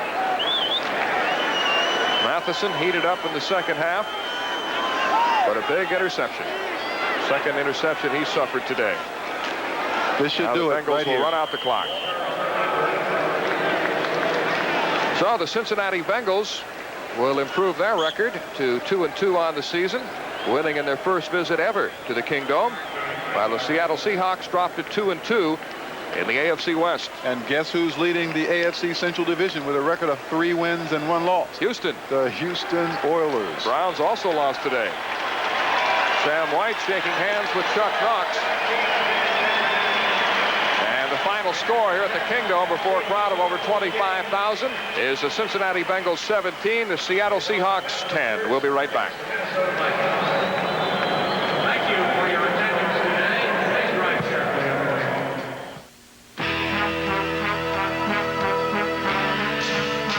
A tradition of horsepower.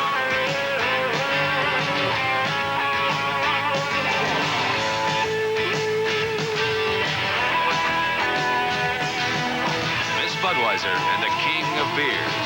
A tradition of horsepower that's making waves. Racing fans, this Bud's for you. Next Sunday, the NFL plays here when the Dolphins battle the Jets. Before your team takes the field, our team hits the air. NFL Live. A young but talented offensive line paved the way for runners like Mark Logan and David McCluskey as the Cincinnati Bengals have defeated Seattle 17-10. For Reggie Rucker, this is Mel Proctor saying so long. Stay tuned. Some of you will be seeing local programming. Others you will be joining the Cardinals-Giants National League Championship Series. All coming up after these messages from your local station. Raquel Welch, as you never thought you'd see her. Her family's love gave her the strength and courage to ask for the right to die. Monday.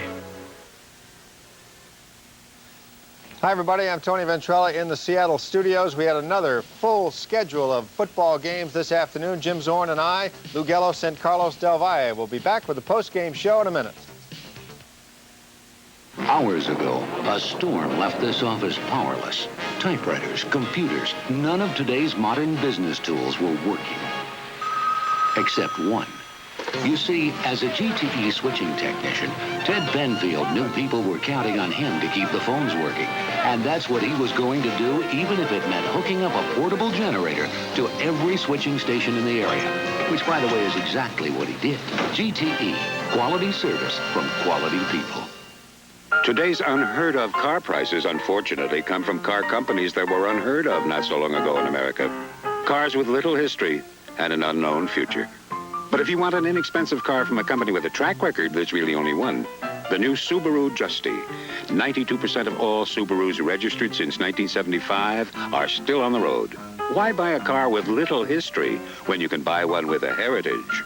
Get Justy the right car at Justy the right price at your Northwest Subaru dealer.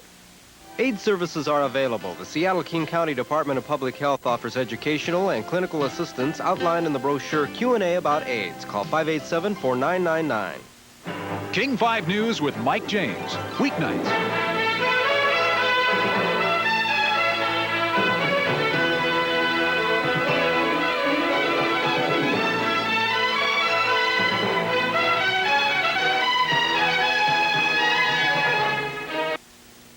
Kingdome in Seattle, more than 31,000 fans on hand for the second week of replacement football. The Cincinnati Bengals worked their running game to near perfection. Mark Logan scoring here.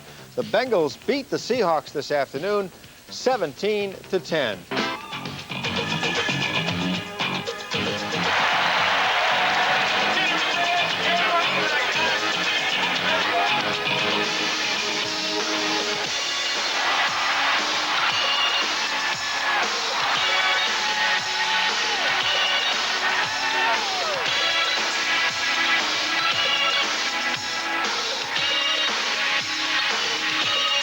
This is the Seahawks postgame show with Tony Ventrella, Jim Zorn, and Lou Gellos.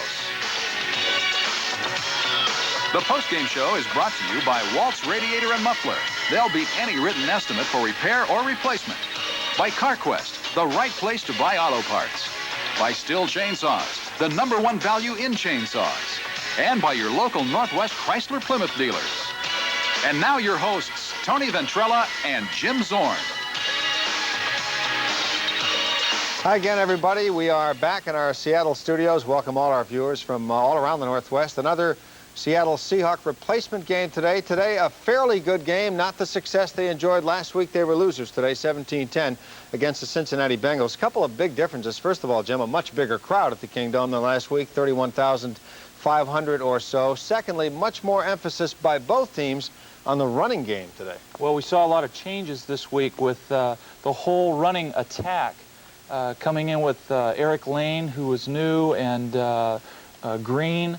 And you saw this week also that the Cincinnati Bengals, whose quarterbacks had minus 13 yards passing last week, really went away from their passing attack and went to the running game. So the coaching staffs, what they did, you can see their adjustments, their strategies and adjustments. Who do they have? Who can they play with? And you saw both teams really try to accent the running attack this week. And it worked out, obviously, a little better for Cincinnati, although early in the game, Boyce Green looked like he was going to rush for about 300 yards today. Had a great first quarter. He ended up with fewer than 100 yards. Still had a pretty good game, but the Bengals dominated on the ground. The Seahawks seemed to have a tough time stopping that running game, and Cincinnati was a winner as a result. We will go downstairs, or actually outside the Kingdome. Well, I guess we'll do that in a minute. Let's go to highlights first from the first quarter of today's game at the Kingdome. If you see up into the stands, you'll notice quite a few more people on hand. I guess a lot of people decided, what the heck, let's go and see what this team can do. Well, we're going to come back with first quarter highlights in a minute. You know those commercials you enjoyed so much last week? Here's another one of them.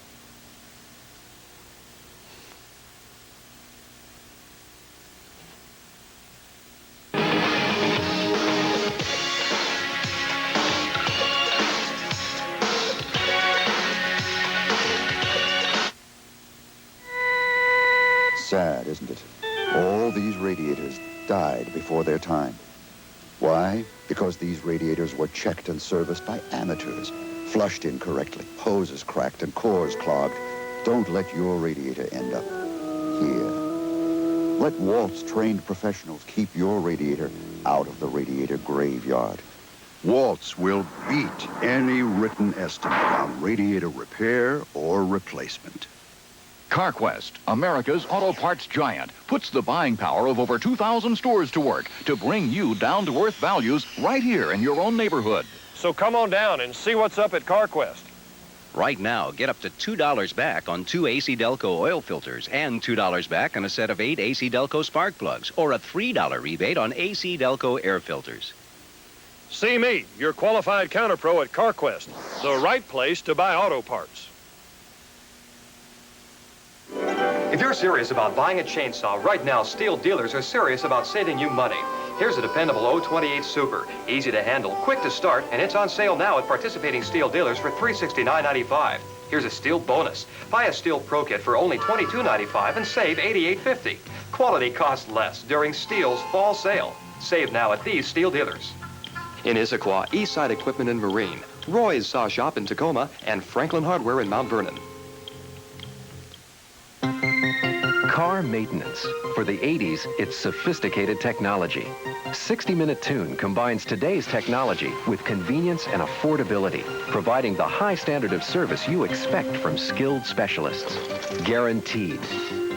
Clean, convenient locations and certified technicians. That's 60-Minute Tune, affordable car care for the 80s. We're tuning up America at 60-Minute Tune. Consult your Yellow Pages for the center nearest you.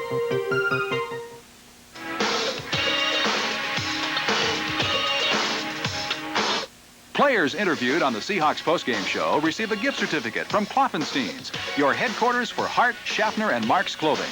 And a gift certificate from Alvin Goldfarb Jeweler in downtown Bellevue. Alvin Goldfarb, his name is your assurance of quality. And a gift from True Value Hardware Stores, which feature master mechanic saws, drills, and jigsaws. Let's take a quick trip down to the Kingdom. Lou Gello standing by on top of the NBC truck. The truck is starting to drive away. Lou?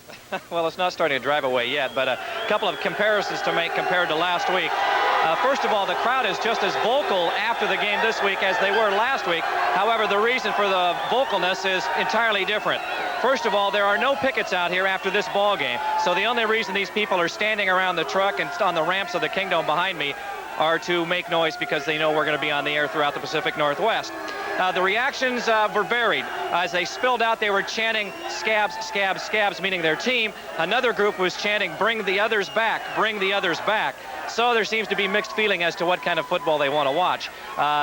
You'll recall last week, those of you who were with us after the game, there was horse patrol police moving the crowd out of the way so the team buses could leave. There were picketers out here. There is none of that this time. Just the crowd hanging around, making noise after this ball game because they see our television camera and know that we are out here. That's the yelling you hear in the background. There are no picketers to speak of.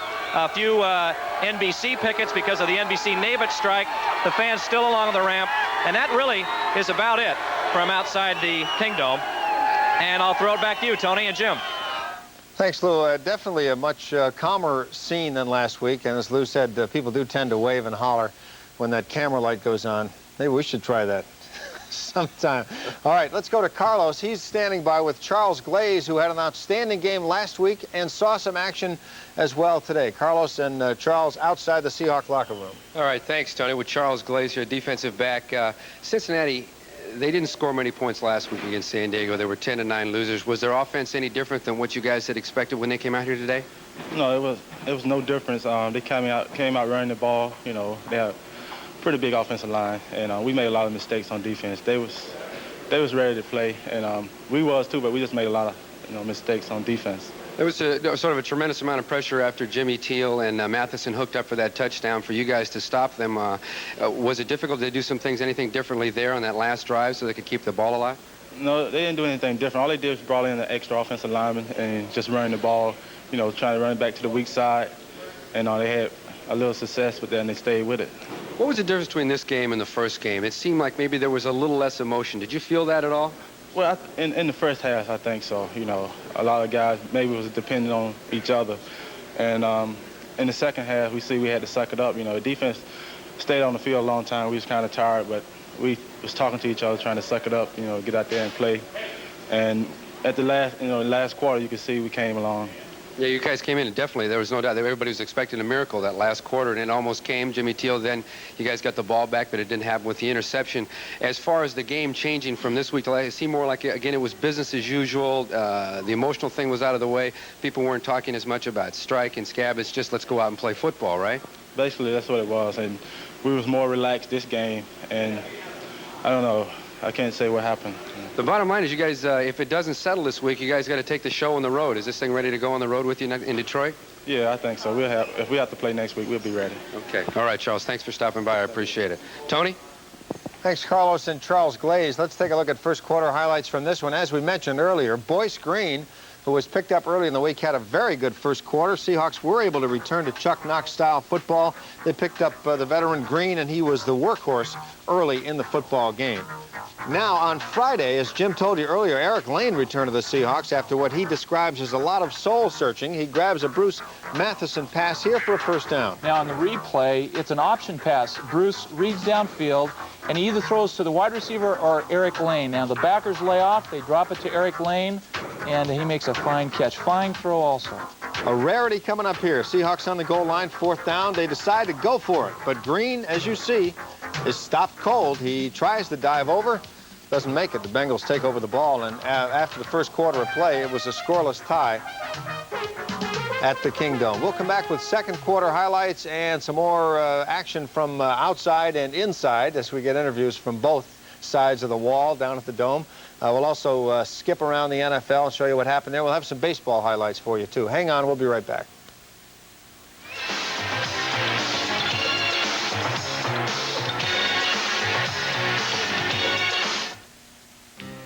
There's a new workhorse on the loose today called the AMT 600 from John Deere. And it's built to haul a 600-pound payload and handle whatever the job dishes out with its four-wheel tandem drive. So load it up, haul it out, dump it out with the new AMT 600. Load it up, John Deere. See your John Deere dealer and ask about 0% financing or no payment till spring. Fall has fallen, and Frederick & Nelson rises to the occasion with our annual fall sale. You'll find the lowest prices of the season throughout our store, including our Mitsubishi 20-inch color monitor receiver with stereo sound and remote control, the newest generation of Sony compact disc players with AC/DC power, and a Mitsubishi bookshelf stereo system with CD. There's a flurry of fall savings going on now at Frederick & Nelson, one of the great department stores. Today's unheard of car prices, unfortunately, come from car companies that were unheard of not so long ago in America. Cars with little history and an unknown future. But if you want an inexpensive car from a company with a track record, there's really only one. The new Subaru Justy. 92% of all Subarus registered since 1975 are still on the road. Why buy a car with little history when you can buy one with a heritage? Get Justy the right car at Justy the right price at your Northwest Subaru dealer. The word is spreading faster than a prairie fire. Black Angus is serving their famous prime rib, slowly roasted and carved to order. Everyone's jumping at the chance to treat all their friends to a complete dinner with a steaming baked potato and a fresh garden salad. But don't fight over the check because it's all for just $7.95. Only at Black Angus. Oh yeah, you might want to think about reservations.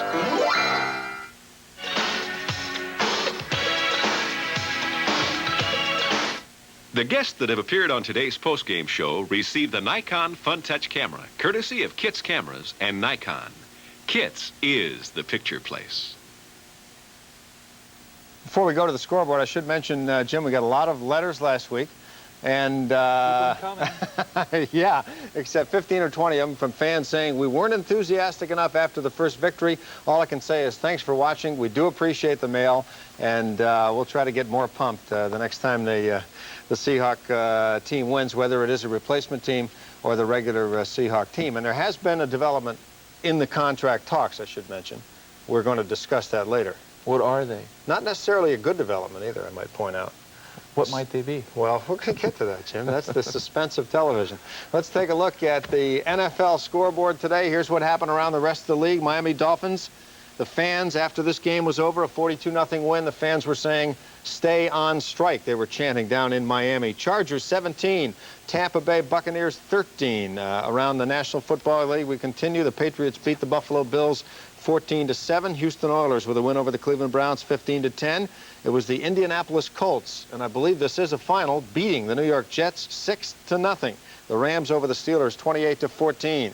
St. Louis Cardinals beat the New Orleans Saints 24-19 today. The Dallas Cowboys got a nice performance from actually their replacement players. Danny White didn't come in until this game was way out of reach. Cowboys winning at 41-22. Detroit over the Packers 19-16 in overtime. The Bears are undefeated. They're 4-0 so far this season.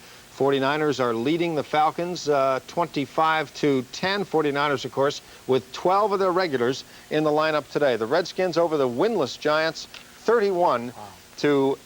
The Giants, who won the Super Bowl last year, starting out the season 0-4. I can imagine the New York newspapers, they're not even nice to you when you win back there, but when you start out 0-4, it's unbelievable. I believe we're going back down to the Kingdome to visit with tackle Howard Richards, who is standing by with Carlos. All right, thanks, Tony. Howard, you had the distinct pleasure, if you want to call it a pleasure, of having to block down with Eddie Edwards today, which is, of course, Cincinnati's veteran. Difficult in terms of, one, you guys drove down the field the opening drive. You had the ball down on the 1-inch line. You guys didn't score. That was probably one of the keys to the game, definitely, huh? Yeah, I think it did change the whole complexion of it. We should have probably scored. We had that opportunity. With these games, you never know what's going to happen, and every opportunity that we get like that, we need to take advantage of it. Now, you had Eddie Edwards on that side. You also had Reggie Williams, which is, of course, their veteran linebacker. How much of a difference did that make in this game? Did you hear from the other players in terms of having those two veterans playing opposite? I don't think it made that big a difference. I think we neutralized them pretty well for the better part of the game. We made some mistakes that cost us, and but for the most part, I think that they really weren't that big a factor. I think we should have just taken advantage of all those opportunities and made a few more mistakes and not wait to the end of the game to do something. Now, you said that you felt this team was ready to play. A lot of people looked at this team playing today and felt they weren't as emotional. They didn't feel they weren't as emotional. How did you feel about the game before it started? Coming in late on Tuesday and just looking at the guys and observing, I think that the attitude was good. There are a lot of hungry players, guys that have never played in this league before, and it's kind of a good feeling when you come out and see guys still excited, almost like a college atmosphere. And I thought that that they were ready to play, that we all were ready to play. I've been in another organization, and it's just a little different atmosphere around here. But yeah, you played for the Dallas Cowboys for a few years. In fact, you were the #1 pick out of Missouri. In terms of coming in and playing under these conditions, it has to be a little more difficult to get things ready for a game, I assume. Yeah, that's right. You really have to prepare and cram everything all into in a very short week. And